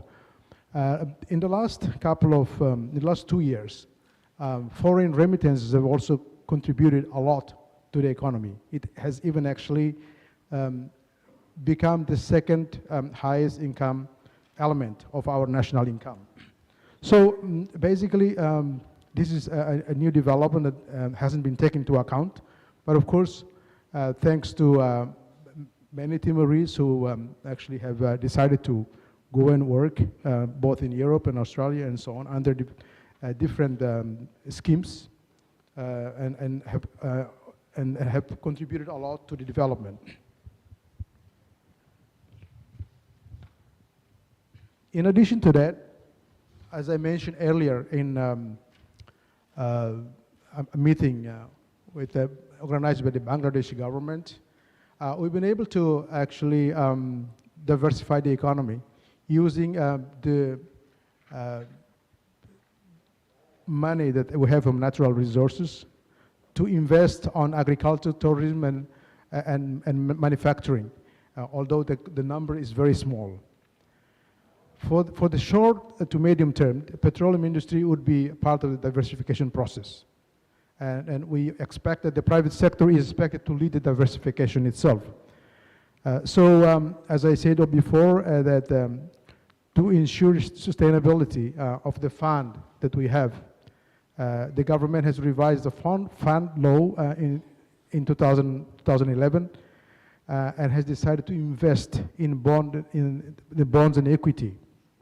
And actually, the investment portfolio is 40% in equity and 60% in bonds. And all these investments are in developed markets. And until recently, the government has invested, and recently, the government has also invested $650 million to buy over 56.56% of shares in the Greater Sunrise Field. It's a petroleum area located between Timor-Leste and Australia. And from these investments, as I said before, the annual return has been above 4%, and the nominal term is close to $5 billion, which of course have also become an impulse into the economy. I understand that these beautiful figures can still be disputed when it comes to policy of how actually we can generate growth and also generate the economy. But I think we've been able to at least cater some of the early needs, and we want to make sure that all these funds are invested properly, and also the programs that actually the government is now working to meet the strategic development objectives could reach a level where at least we can meet our objectives by 2030 according to the strategic development plan of Timor-Leste. Thank you.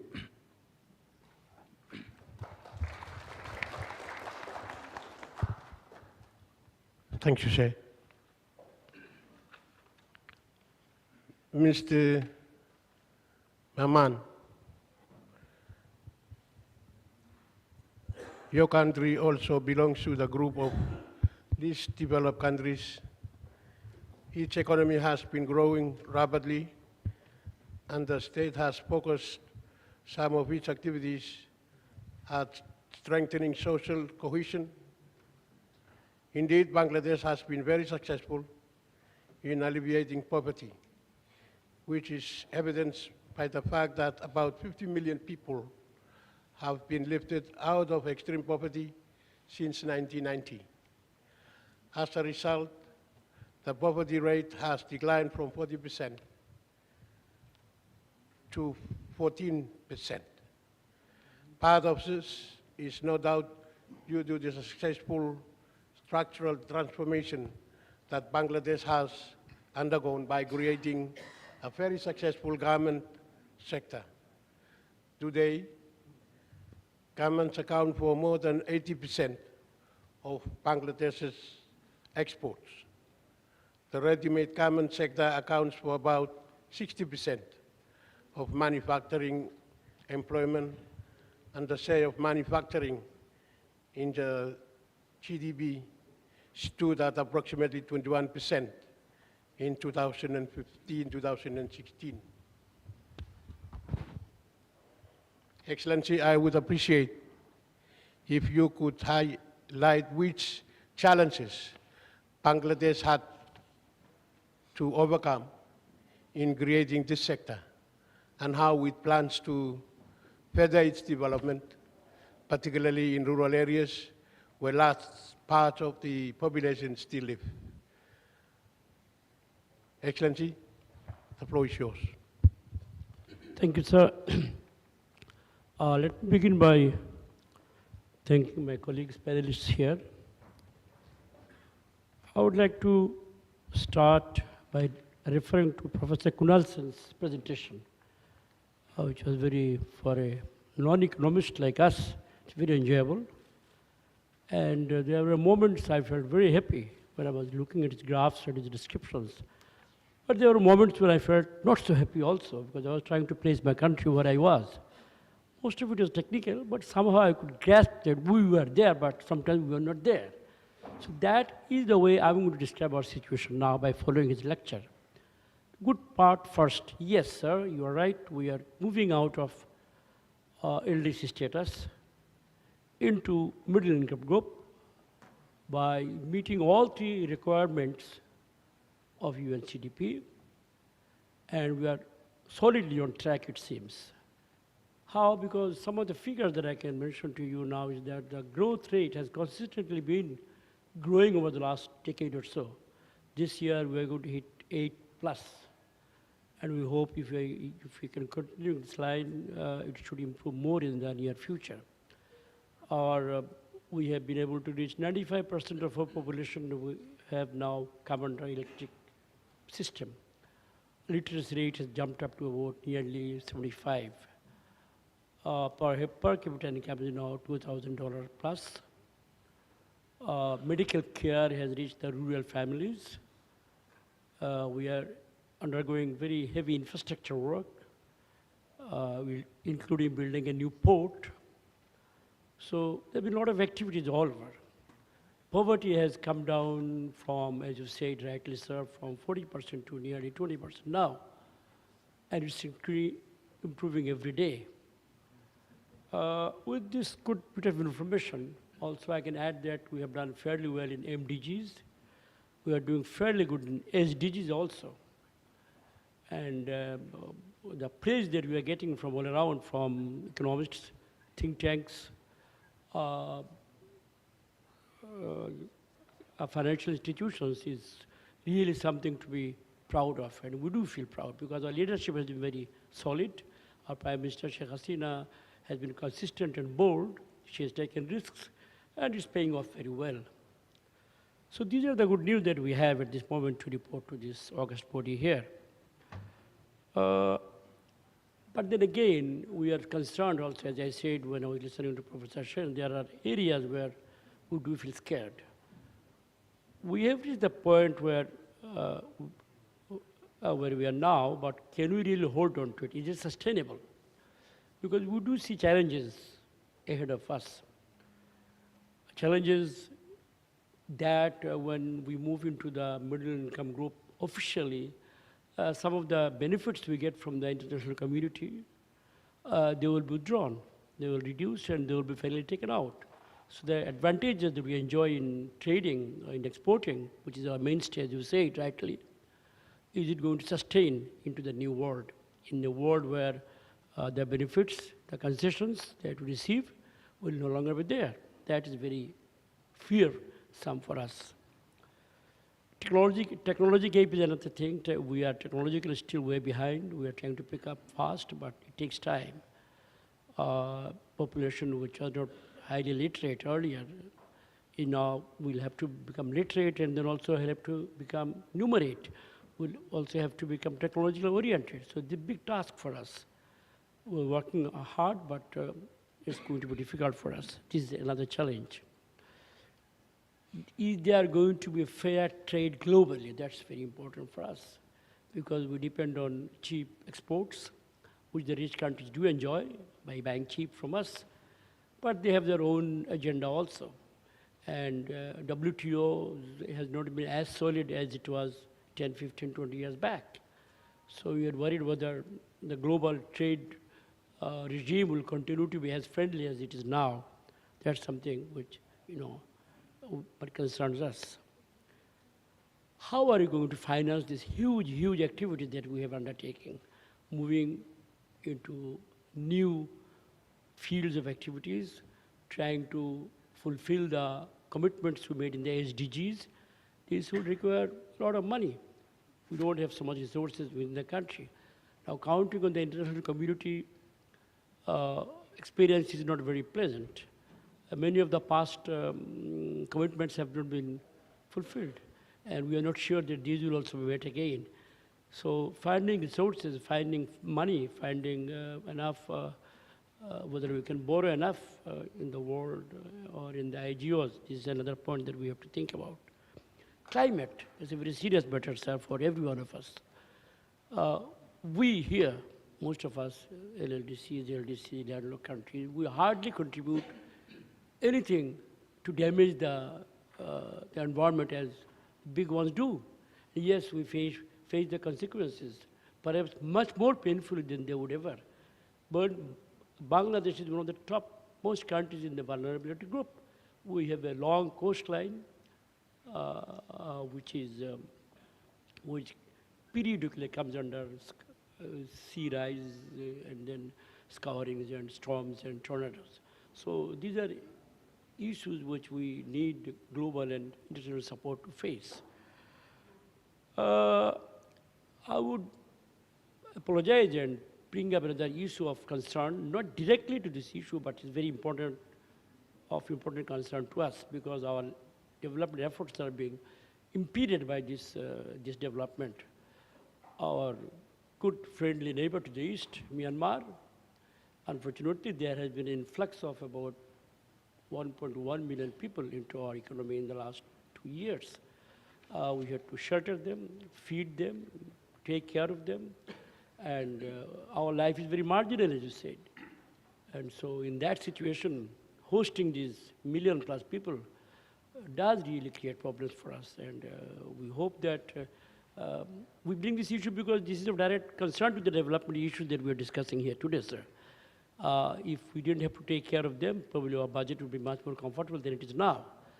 So we hope the community here will also keep this in the mind that in their own efforts they can do something about settling the issues so that these people can go back to their own abode of centuries, abode of culture, abode of many years of work and life and living there. So these are the issues of concern to Bangladesh at this moment. Although we are a stellar performer in the development paradigm now, but fact remains that it's a very tentative stand. And with climate change, with other global disturbances, we could fall behind and not be able to stand where we are now. So these are the issues that we would like to share with this chat. Thank you very much. Thank you, Your Excellency. You have raised some of the important issues. Fair trade globally, climate, value addition. Successes also comes its challenges. Thank you for that, Your Excellency. Mrs. Meresiani Patuanga, Excellency, Minister for Women, Children and Poverty Alleviation in Fiji. Many small island developing states, including Fiji, have successfully transformed their economies from agriculture-based to service-based. This is partly thanks to their efforts to establish tourism and as the basis of their economies. However, one concern with this pattern of structural transformation is the possibility of increasing informality in service sector.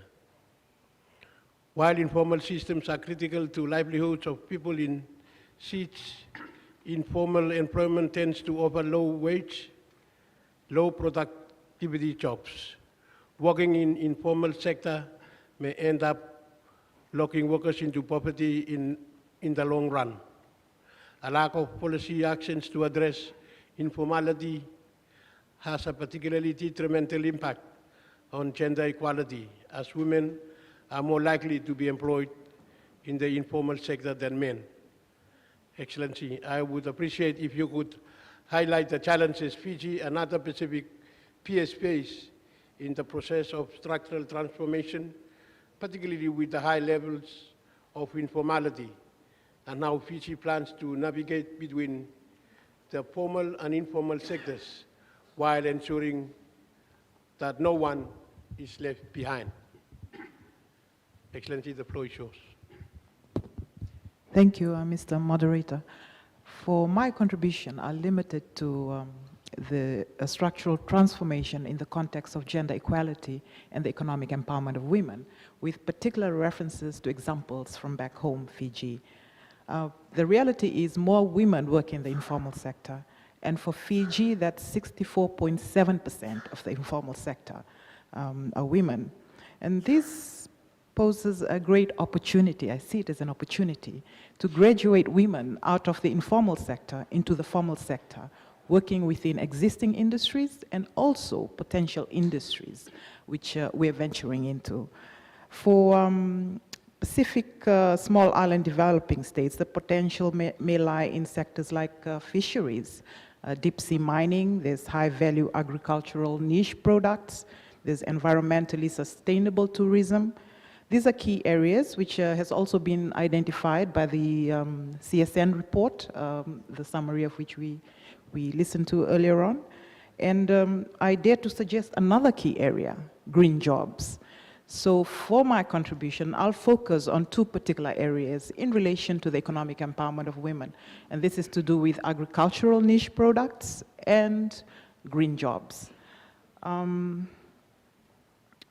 For agricultural niche products, Fiji is a conglomerate of unique cultures and traditions. We have indigenous people with their own indigenous handicraft that is like most of the countries in the Asia-Pacific region. It's a niche market for the tourism sector. And traditionally, women who produce these handicrafts, they produce it informally, basically for family consumption or for traditional obligations. It's only in the recent past that we started seeing women producing this for the market sector, and particularly for tourism. But women who are producing this for the market economy, they're still doing it informally, in the informal sector. And what have we done? How have we intervened as a government to look at policy interventions to bring these women out of informality into the formal sector? It's to do with a lot of things. I'm going to give an example that we do back home where we have tried to do this, bringing in women who produce these products enhancing the quality of it. It has to do with setting of standards. We've got what we call a Fijian crafted license. It's to do with certification by the Ministry of Industry and Trade, working in conjunction with our Fiji Arts Council, where they look at these products for women and they assist them, capacity building and training to assist them to enhance the quality of these products so that it is marketable, basically. And what we do, we bring in these women from wherever they are. I shared yesterday that we are about 150 inhabited islands spread out in an expanse area of ocean. We bring a few hundreds of women to the capital city every year for 3 days to open up markets for them for these niche products, traditional products. And in the process, while they're in the capital city, we open up bank accounts for them, we register them with the tax authority, bringing them into the formal sector. And for every year, we graduate a number of women out of the informal sector. We give them seed funding to start businesses producing the very products that they have always been producing, but informally, before coming into the National Women's Expo.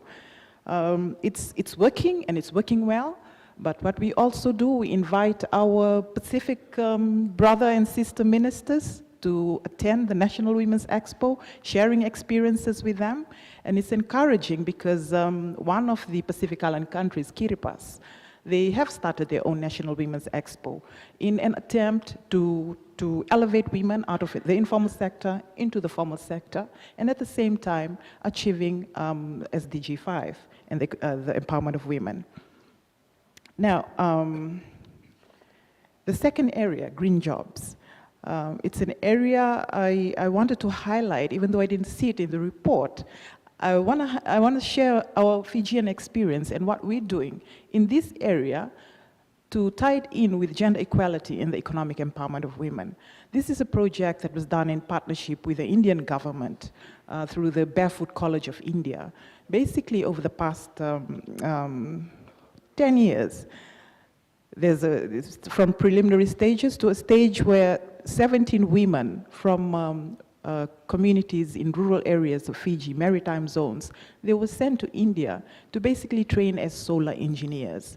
They've come back with the necessary qualifications as solar engineers. They go back into their communities, they light up their communities, and they become the engineers. They maintain the solar systems in their communities, and they get an income out of that. So out of that, the Fijian government, again in partnership with the government of India and Barefoot College, we're constructing a training center in Fiji for women. And this will be for the Pacific as well, Pacific women, where we will bring in these women from the rural areas, empower them, train them to be solar engineers, and they go back and do this work in the communities they live in. I think it's important that when we're talking about structural transformations in the context of gender equality, that we also keep in mind the role of women outside of the formal sector. And I'm talking about the role of women as caregivers to the elderly, to the disabled, to children. And a lot of times we find that women leave the formal sectors, leave paid jobs because of their role in the caregiving economy. So when we're empowering women in the context of structural transformations and trying to graduate them out from informality into the formal sector, it's important that their role in the caregiving economy is also taken into account and that relevant policy interventions are made in that regards. Otherwise, we will keep facing the same challenges of not enough women in the different sectors that we deal in. So, in conclusion, one of I think the greatest opportunities that we face as a region is the strength that we have already within the region, the expertise for partnerships, strengthened partnerships, sharing of best practices. We do it as a small island state in a very small way, just by inviting our neighboring countries to come and see what we're doing. They take it back and they do it. But if we took the Asia-Pacific region as a whole, there's a lot more happening in our different countries, best practices, that Pacific Island states may not know about. So it could just be an invitation to come to your countries and see the great things that you're doing, things that we could replicate in our own countries that may not cost a lot of money. So yes, there's strength in numbers, there's strength in partnerships, and there is a lot of strength already in the Asia-Pacific region, just waiting to be tapped into. Thank you. Thank you, Excellency. Ladies and gentlemen, please allow me to announce that the Minister for Timor-Leste needs to leave the panel for another engagement. Join with me to give him a round of applause. Thank you very much for your contribution.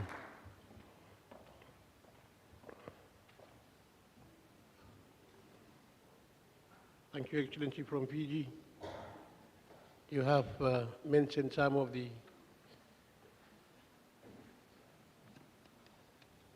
projects that you are undertaking. It is encouraging to fellow delegates to follow suit. Excellency, Mr. Sahid, member for the National Planning Commission of Nepal. Nepal faces quite a different set of challenges than Timor-Leste. As a landlocked country that is also a least developed country, a vast majority of the population, nearly 3/4, depends on agriculture. This challenge is compounded by Nepal's high level of informality. Although Nepal has been slow in structural transformation in recent years, there is an understanding that it aims to double agricultural production in the next 5 years through modernization, diversification, commercialization, and marketing in the agricultural sector. I would appreciate if you could highlight to the audience how Nepal is addressing its development challenges. Excellency, the floor is yours. Thank you very much. Mr. Chair, Excellencies, distinguished delegates from different countries, ladies and gentlemen. Nepal is a mountainous country, as you know. Structural transformation is a gradual political process as well.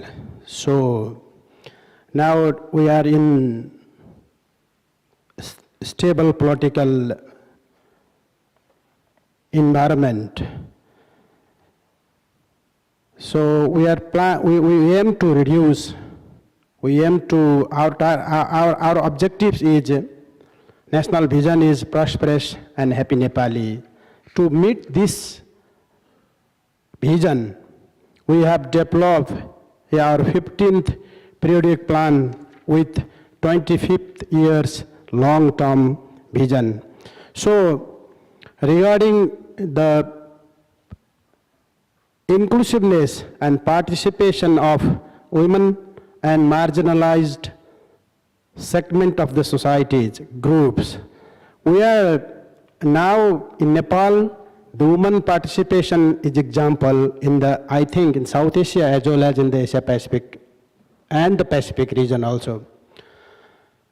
More than 37% women representative in the parliament, in the federal parliament, and about 50% women participation in the local level government.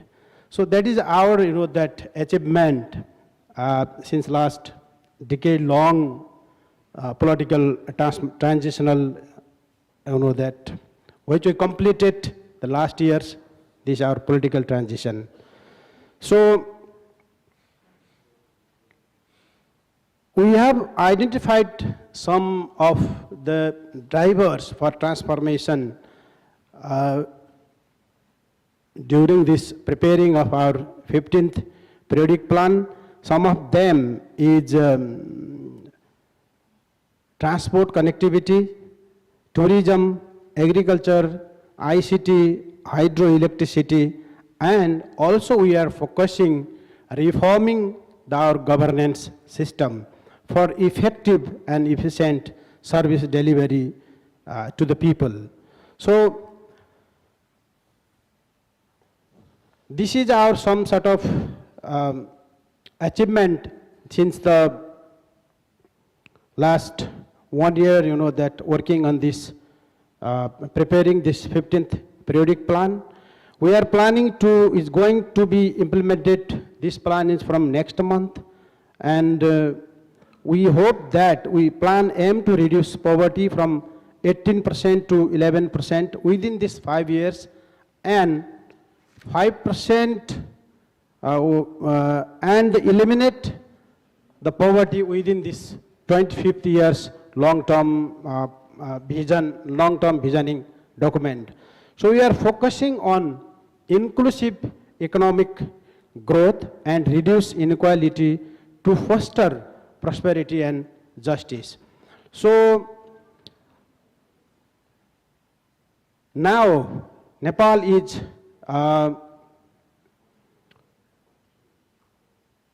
working on to develop an inclusive transportation across the country with safe transportation sector. We are investing on our investment on social development sector, education, health, and the other empowerment sector. So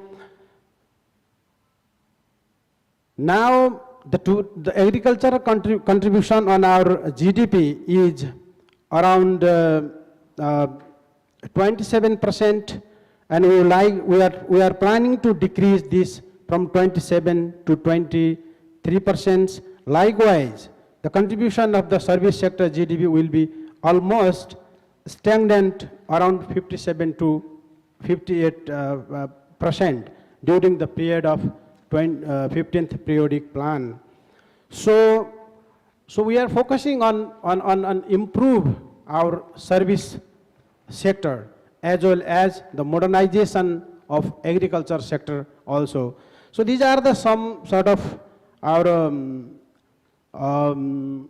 structural transformation policies and guidelines. We have developed and introduced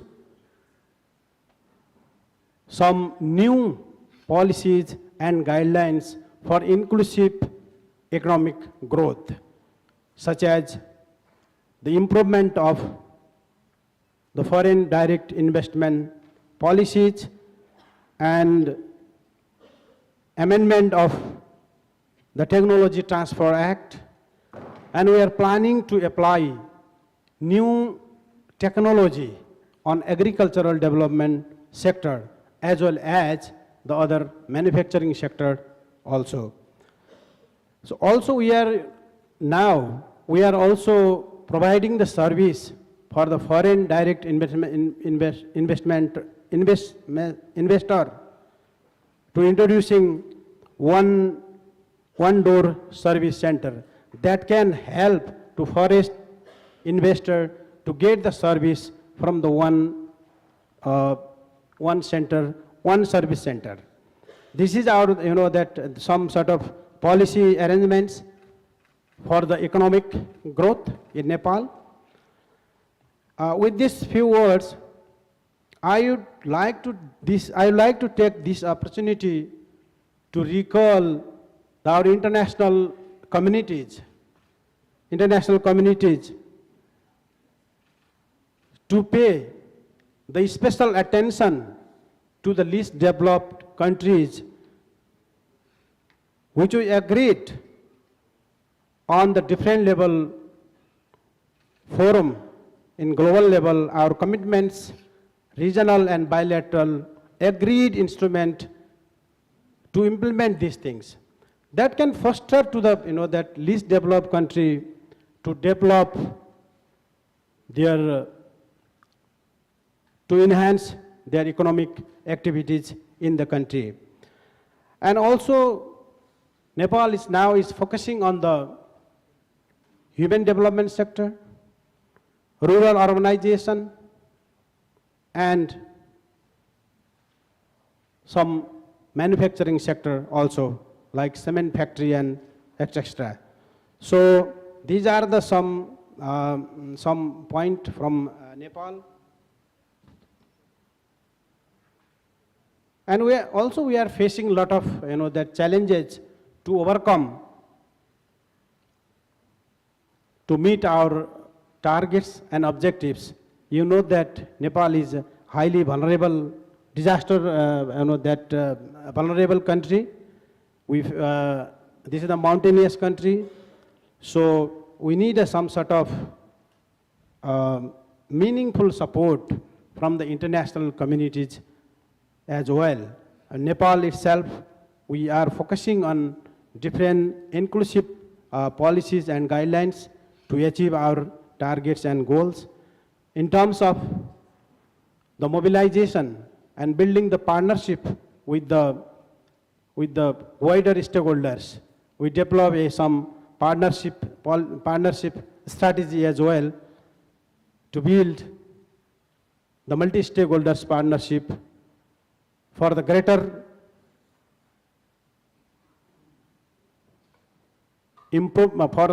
change on socio-economic upliftment of the country. Thank you very much. Thank you, Chair.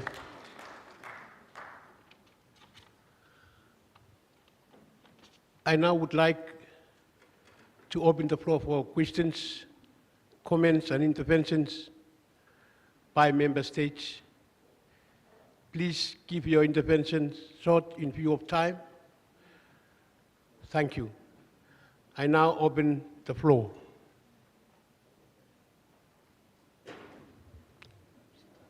Delegate from Pakistan, the floor is yours. Mr. Chairman, thank you for giving me the floor.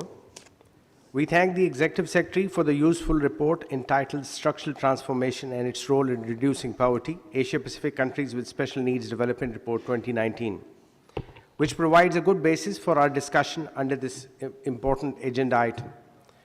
Mr. Chairman, the majority of ESCAP members are countries with special needs, facing significant structural impediments to development.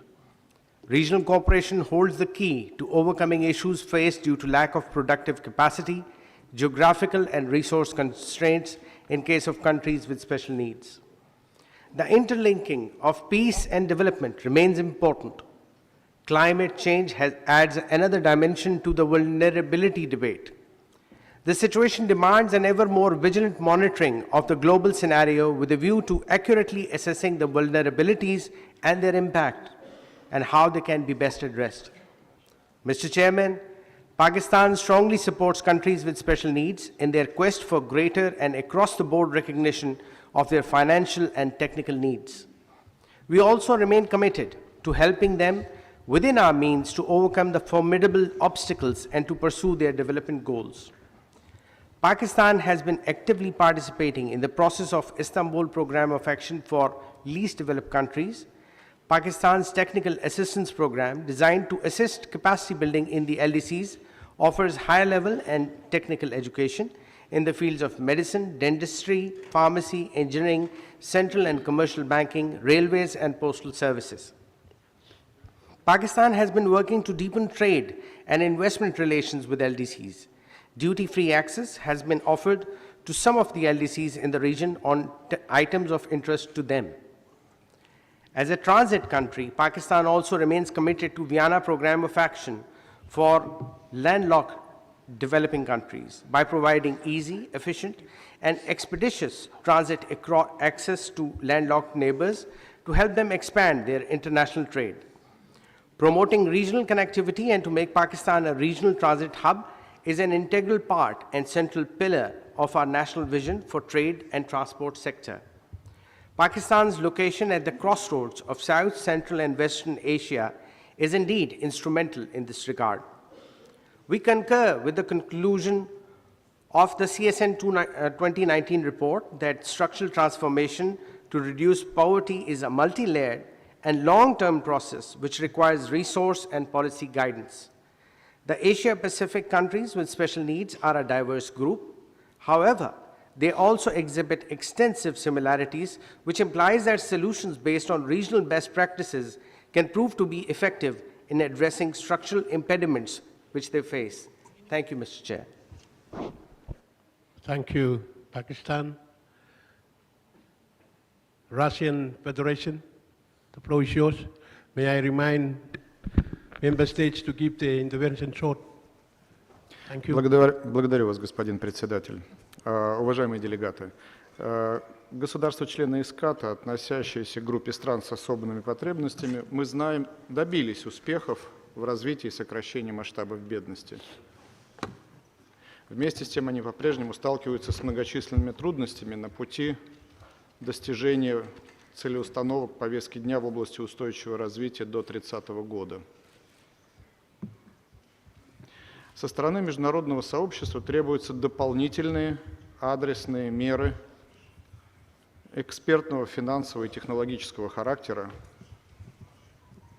выполняющие роль катализатора решения задач, определенных на основе учета приоритетов и специфики стран, находящихся в особых условиях. От имени Российской Федерации хочу сказать, что мы привержены международному сотрудничеству в области оказания содействия азиатско-тихоокеанским странам с особыми потребностями. Стремимся задействовать для этого различные форматы и виды помощи. В частности, расширяется практика предоставления тарифных преференций для стимулирования доступа товаров из этих стран на российский рынок. Ежегодно увеличивается льготный перечень таких товаров. Российская Федерация, являясь крупнейшей транзитной страной, уделяет большое внимание учету интересов развивающихся стран, не имеющих выхода к морю. Особо хотели бы отметить важность своевременного выполнения Венской программы действий для стран, не имеющих выхода к морю. Россия, в частности, приняла участие в финансировании среднесрочного обзора Венской программы, выделив на эти цели $300 тысяч США. Откликаясь на нужды развивающихся стран, в текущем году мы внесли добровольные взносы в программы и фонды ООН в размере $38 миллионов. Применительно к Азиатско-Тихоокеанскому региону продолжаем реализацию проекты программы развития ООН стоимостью $7,5 миллионов. Проект, направленный на укрепление потенциала предупреждения и ликвидации последствий стихийных бедствий 14 малых островных развивающихся стран Тихого океана. Россия будет продолжать финансировать проекты техсодействия по линии ИСКАТа. Как известно, мы выделяем на эти цели $1,2 миллиона США. За весь период нашего сотрудничества с ИСКАТом реализовано более 40 проектов на общую сумму $9,4 миллиона США. А в настоящее время выполняется еще 11 проектов на сумму около $3 миллионов. Это все весомый вклад, который мы стремимся вносить в укрепление потенциала стран с особыми потребностями. Господин председатель, мы уверены, что согласованные усилия всех государств, когда это будут действительно согласованные, целенаправленные усилия, они будут содействовать выходу стран с особыми потребностями на траекторию устойчивого развития. Спасибо. Thank you, Chair. Delegate from Kyrgyzstan. Kyrgyzstan. Not here. Kazakhstan, from Kazakhstan. Oh, sorry. The floor is yours. Thank you, Mr. Chairman. Ladies and gentlemen, distinguished guests, you know Kazakhstan is the largest landlocked country in the world with the territory of 2.7 million square kilometers, and we pay much attention for this question, and the issues of landlocked countries and other important topics are high on the agenda of Kazakhstan. We attach great importance to achieve sustainable development goals, and on 16-17 May 2019 in Nur-Sultan we held an Astana Economic Forum, and we held the first Kazakhstan Forum on Sustainable Development Goals to discuss the problems and prospects for Central Asia for the world in achieving SDGs. Kazakhstan highly appreciates cooperation in the framework of ESCAP, including the matter of environmental protection, natural resources, management, investment and trade development, transports and communications. We are becoming a hub in the Central Asia and North Asia of the United Nations ESCAP office, and another important aspect of cooperation of Kazakhstan within the United Nations is the collaboration within the special program for economies of Central Asia, SPECA, which was established 21 years ago at the initiative of our first president. And I would like to underline that SPECA provides an important catalytic role in strengthening regional cooperation and has become an important part of the dialogue on the development of approaches and further implementation of strategic important spheres of socio-economic development and socio-economic cooperation between the countries of Central Asia.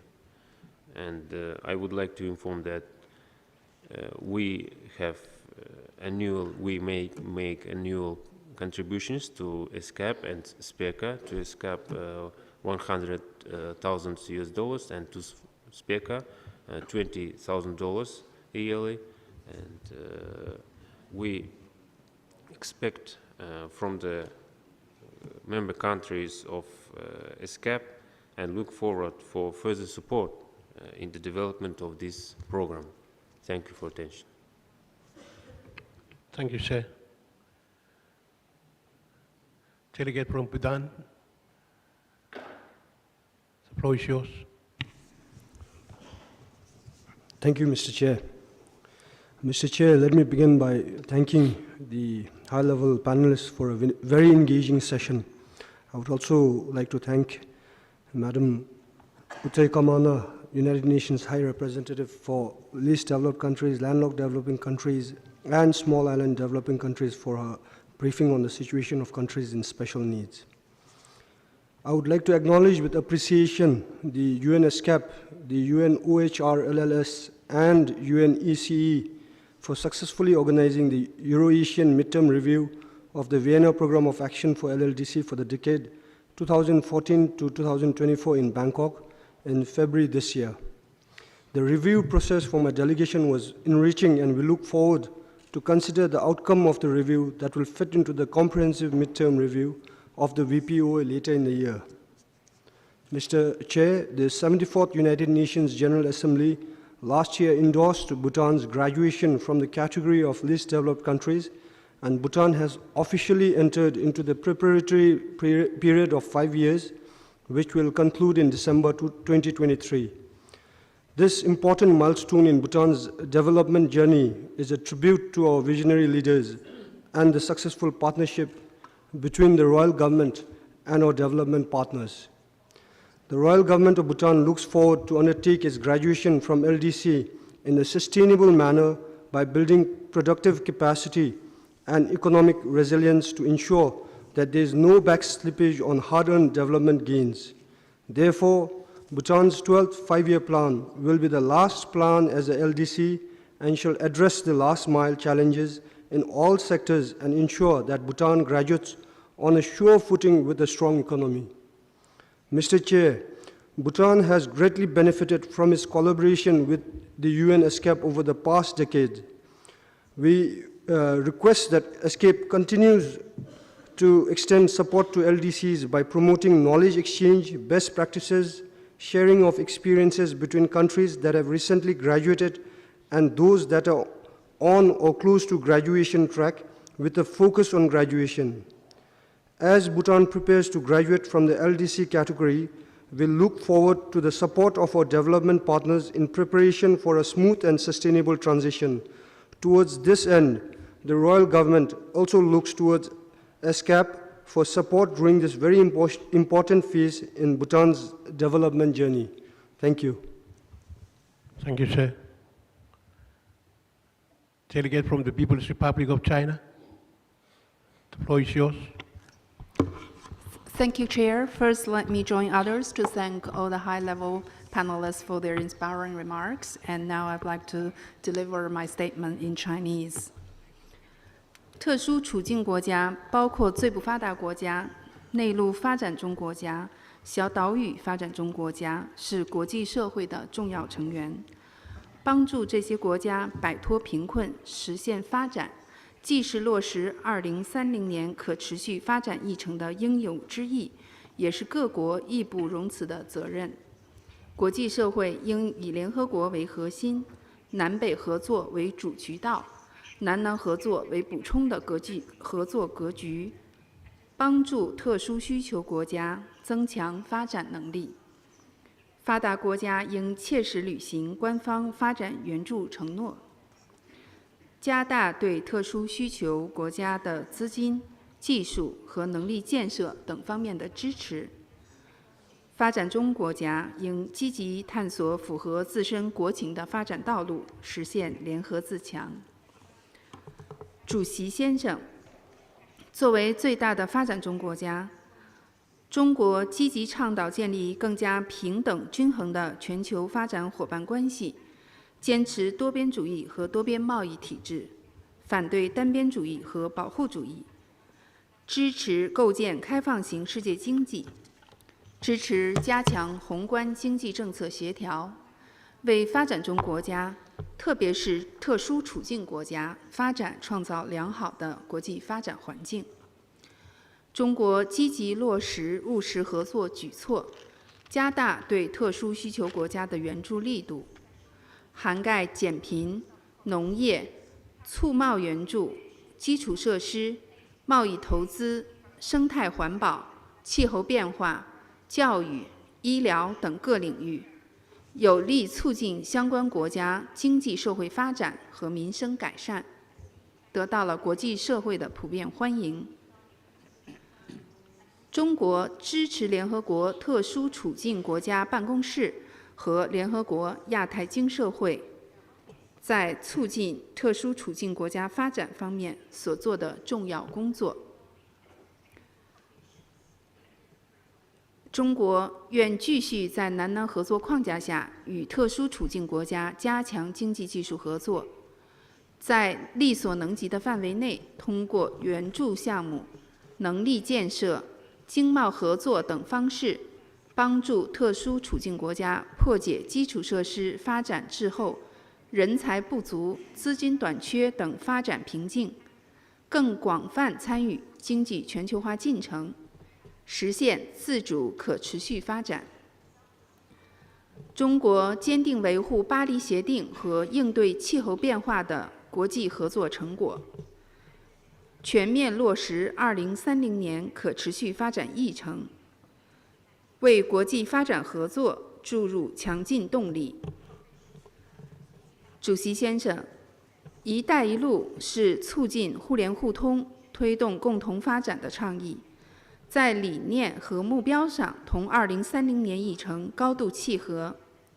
6年来，我们坚持共商共建共享的原则，始终致力于加强同各方发展规划和战略对接，聚焦互联互通，深化务实合作，推动“一带一路”国际合作取得丰硕成果，为各国共同和可持续发展创造有利条件。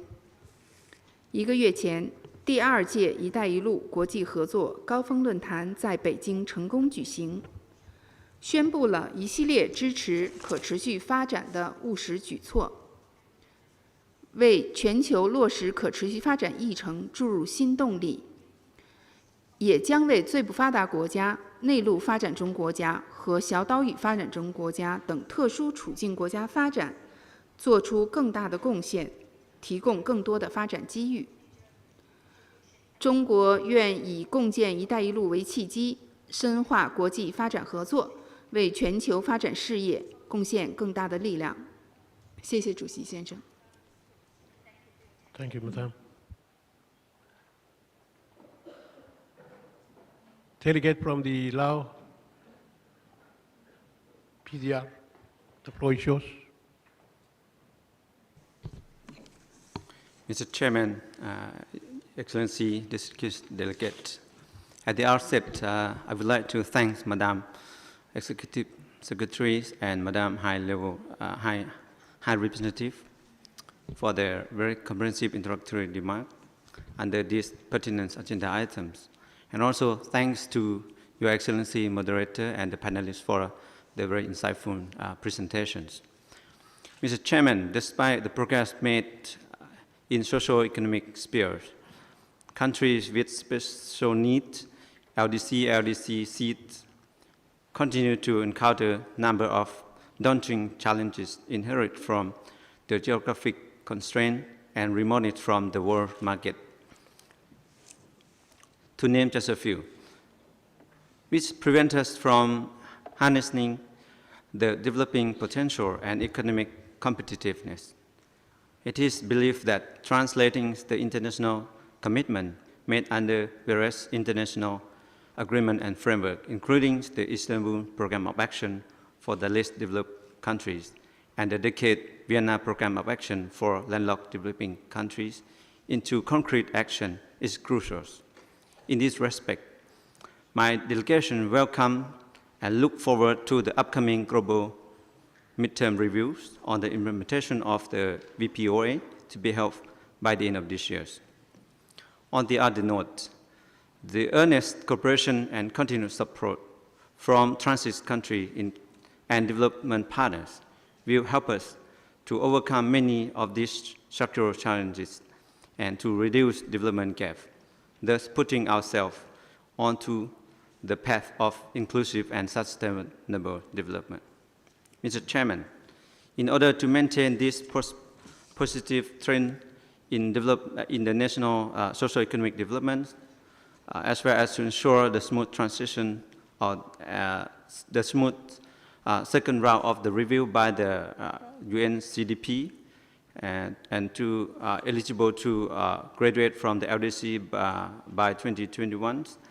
The Lao government has undertaken a number of policy reform and adopt cohesion measures and reassure the effectiveness in mobilizing resources to support the implementation of the National Development Plan and prepare for the smooth transition from LDC graduation.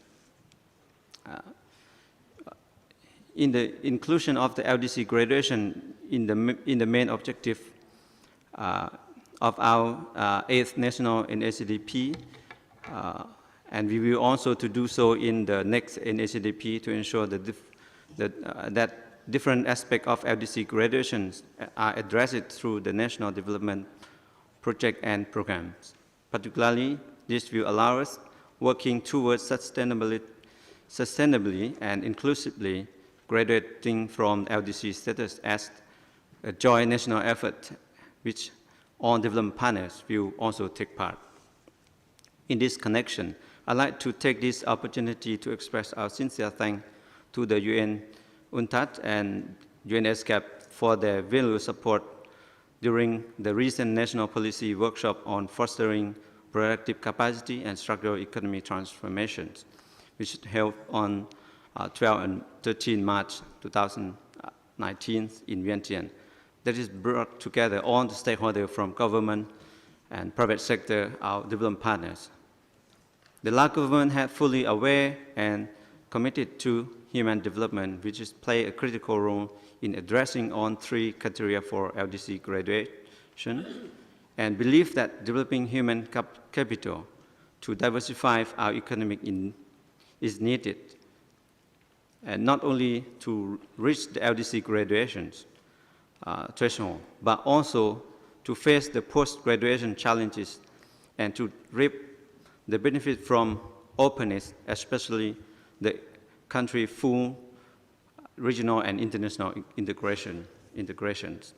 Mr. Chairman, in conclusion, my delegation believes that connectivity is the fundamental factor for development and shared prosperity in our region. Countries with special needs like LDC, and SEED need continued support from our development partners.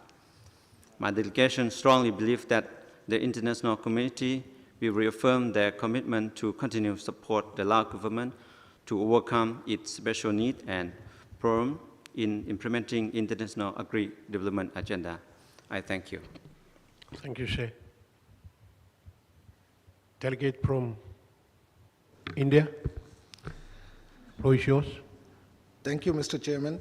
Excellencies, ladies and gentlemen, India acknowledges the importance of technical and capacity building assistance to the LDCs, including through enhanced integrated framework, aid for trade, and other programs.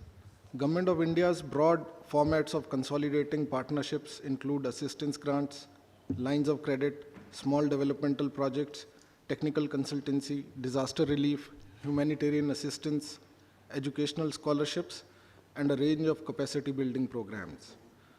Over the last decade, India has extended lines of credits of about US $25 billion to more than 60 countries of the South.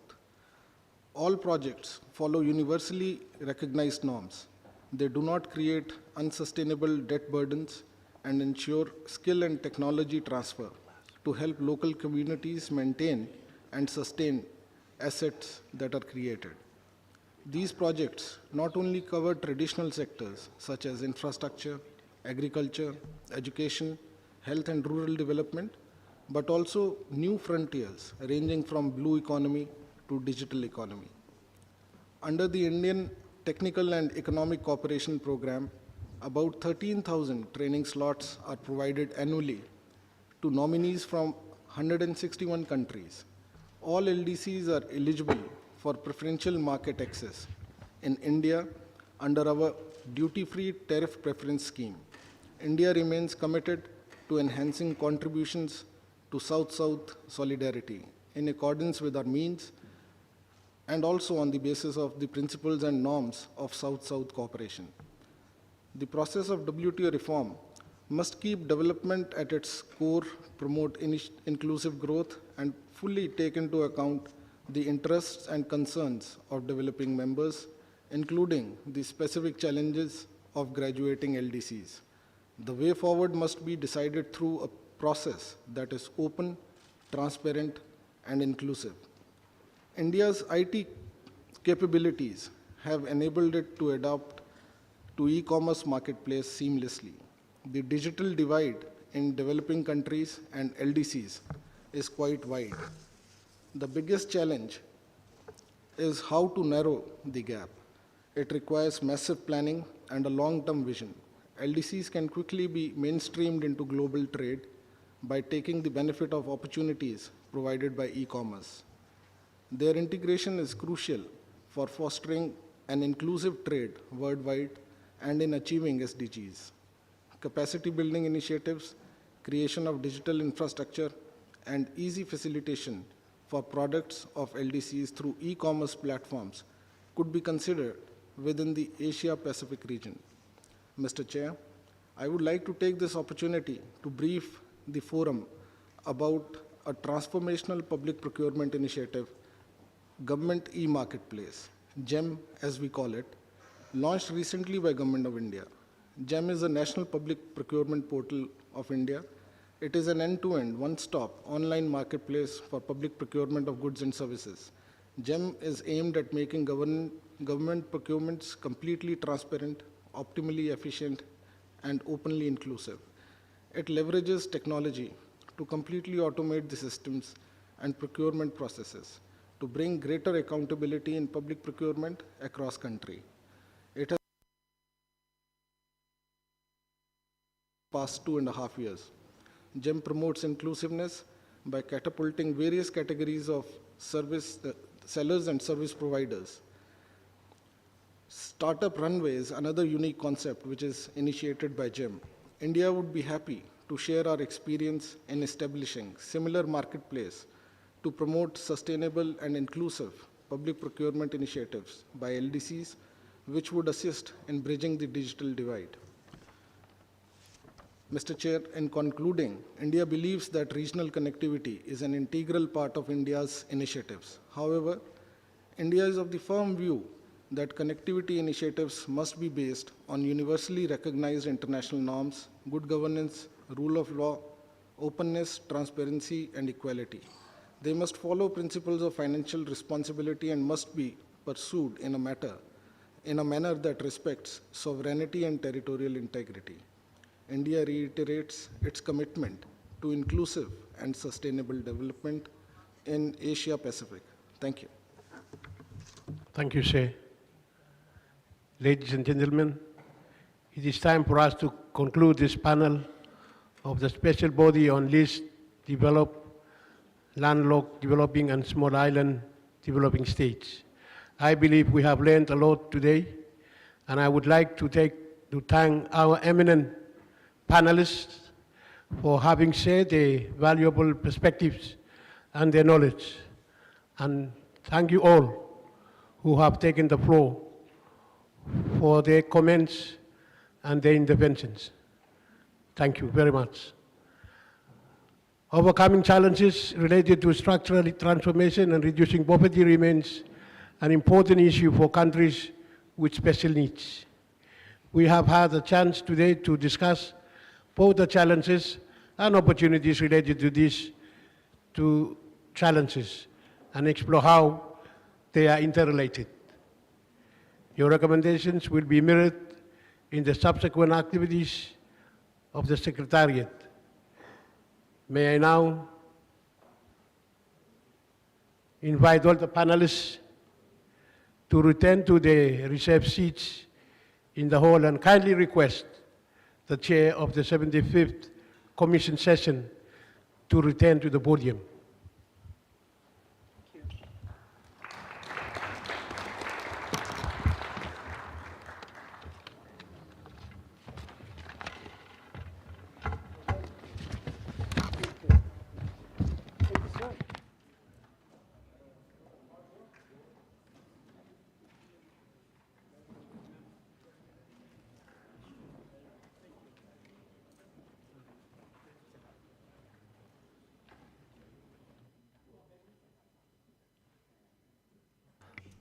Well, ladies and gentlemen, I really would like to thank the Deputy Prime Minister and the panelists for very shrewd discussion of the issue that is being debated and analyzed here today during this session. And now I would like to invite the representative from Myanmar to make a statement, followed by UN Habitat. The representative of Myanmar, you have the floor. Thank you, Mr. Chair. First of all, Myanmar already reaffirmed its commitment to work closely with the international community through strengthening a partnership for effective and timely implementation of the 2030 Agenda for Sustainable Development. Now, I would like to share information to Honorable Minister of Bangladesh mentions influx people from Myanmar. Myanmar is ready to repatriate our people who are live in Myanmar. Since 2018 June, after signing MOU with Bangladesh. At the present, we are doing repatriation Myanmar displaced persons, around about 97,000 who lives along the border inside Thailand. We start first repatriation 1917. First group is 71 people already repatriated. Second repatriation 1918, January, 93 people already repatriated to Myanmar. Third repatriation 1980, November, 567 people. Now, we are preparing for fourth repatriation over 200 people to repatriate before end of this month or first week of June. Repatriation process is same as Bangladesh and Myanmar, as Thailand, Myanmar, same procedure. That's why I would like to mention we need to cooperate with each other for the first repatriations as an advanced team like Thailand's. Thank you. Thank you. And now we'd like to invite the speaker representing UN Habitat. The floor is yours. Thank you, Chair, ESCAPs, and OHR LLS for convening this particular item. Excellencies and distinguished delegates. Within the Asia-Pacific region, issues concerning water quality and sanitation, inclusive and sustainable urbanization, as well as waste management remain persisting challenges. Among countries with special needs, including least developed countries, landlocked developing countries, and Pacific Island developing countries, these challenges are even more pronounced, influenced by their geographic remoteness, resource availability, and vulnerability to external shocks. To this end, UN Habitat is committed to the implementation of the new urban agenda as an accelerator to achieve the central guiding principle of the 2030 Agenda for Sustainable Development of leaving no one behind, reducing inequalities and vulnerabilities that undermine the potentials of individuals and humanity as a whole. Together with UN member states, we are working towards the achievement of SDG 11, which includes ensuring access for all to adequate, safe, and affordable housing and basic services and upgrading slums, such as through our participatory slum upgrading program, a joint effort of the African, Caribbean, and Pacific Group of States, the European Commission, and UN Habitat, helping to transform the lives of 1 billion slum dwellers. Working in 6 Pacific Island developing countries, Fiji, Kiribati, Papua New Guinea, Solomon Islands, Tuvalu, and Vanuatu, UN Habitat is supporting the development of countrywide, citywide, and community-level slum upgrading strategies aiming to address the inequitable and uneven urban development patterns represented by slums. UN Habitat is further rapidly expanding its climate change support program in Pacific Island countries and least developed countries, focusing to a large extent on resilience of urban and peri-urban poor communities. In acknowledging that in implementing the new urban agenda, particular attention should be given to addressing the unique and emerging urban development challenges facing all countries, in particular developing countries, including least developed countries, landlocked developed countries, and Pacific Island countries, UN Habitat is supporting the inception of national urban forums in countries including Bangladesh, Cambodia, Mongolia, and Nepal. Meanwhile, extending our appreciation to the government of Fiji and Nadi Town Council and other partners, including ESCAP, UN Habitat will be co-organizing the 5th Pacific Urban Forum from the 1st to the 3rd of July 2019 towards implementation of the Pacific New Urban Agenda, which considers social equity among its 4 pillars. Whereas all countries with special needs face challenges around adequate resources and land management, increasingly these are compounded by the effects of climate change and natural disasters having serious impacts on people and ecosystems. While recognizing the importance of land regularization and improved tenure security as a priority for peaceful societies and prosperous development, UN Habitat is supporting initiatives including community-level vulnerability assessments in Lao PDR, risk-sensitive land use planning in Myanmar, and development of an urban national priority program in Afghanistan. In conclusion, we would like to emphasize that informed dialogue at the regional, national, and especially at the local level, together with local governments and communities among countries with special needs, is fundamental to achieving the mindset change required, which is considered to be a key driver to positive policy changes towards sustainable and inclusive urbanization. The group of 31 countries with special needs in the Asia-Pacific region is home to more than 380 million people, a quarter of the total population of the Asia-Pacific developing countries, excluding China and India. As such, reducing the proliferation of new slums and over 881 million existing slum dwellers worldwide will require similar joined-up efforts bringing together governments and the United Nations, along with many other partners, or else risk exacerbating developmental challenges in countries with special needs and receding on their development national gains. Thank you. Thank you, UN Habitat. And if there are any comments or interventions to be made by delegates here, then we would give this chance now as well. Any? No? All right, then this brings us to the end of our deliberations for today.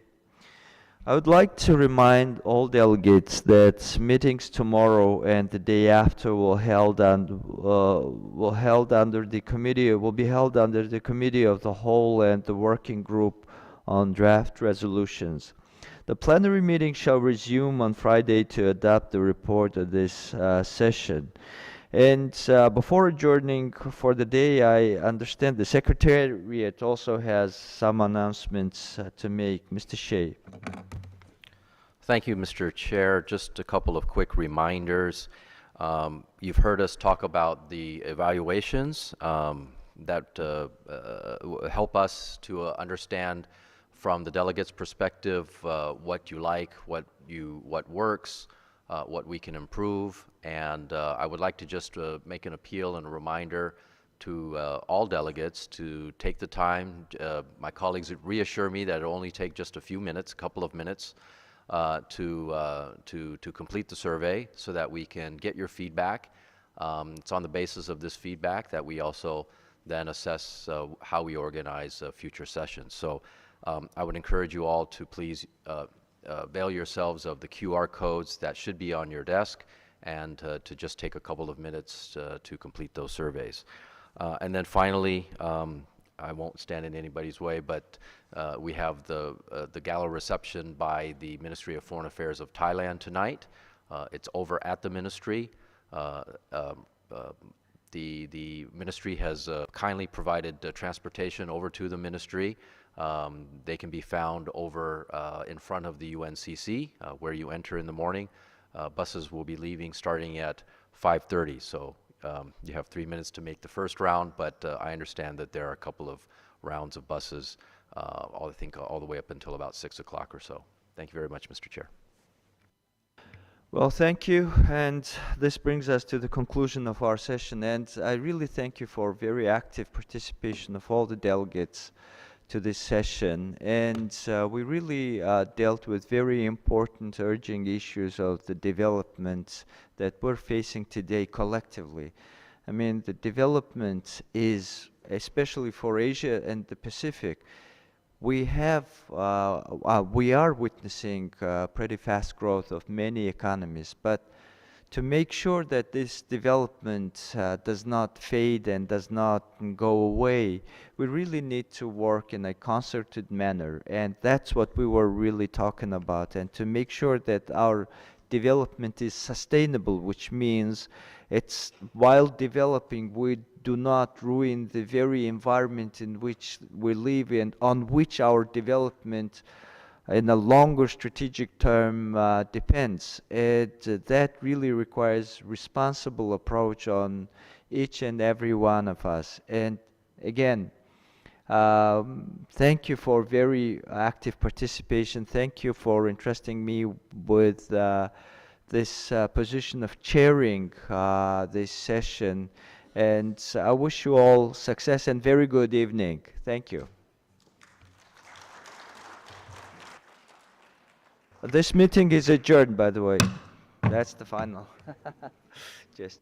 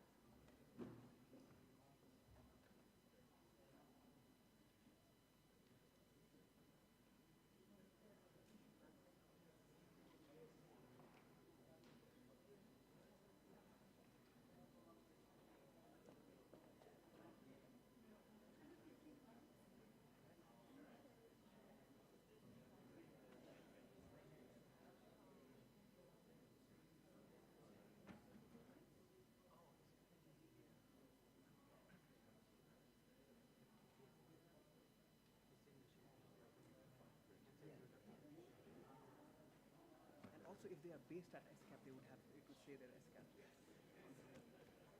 Okay, Mr. Secretary. Okay, thank you. A compliment from Laos.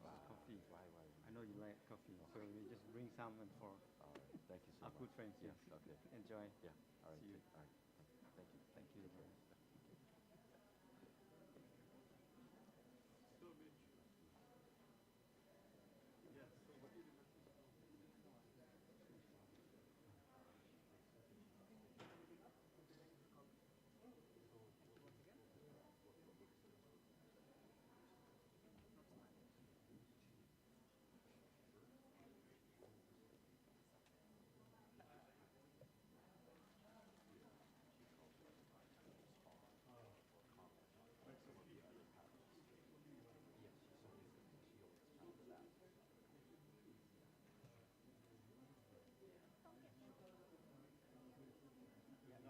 Exactly.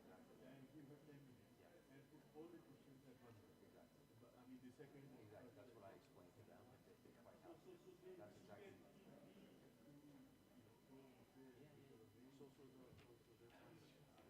So it's just that. Exactly. Right. So the only thing remaining is kind of like how we do the progress. Yeah. I know we plan probably a month. Or unless we want them to sit. It won't be in this one.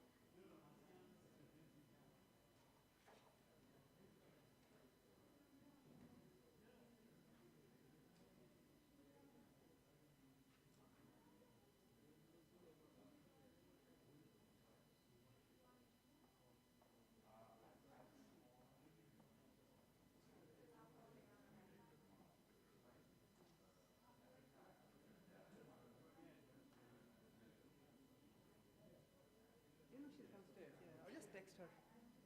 Yeah. Just let Mitch know about it.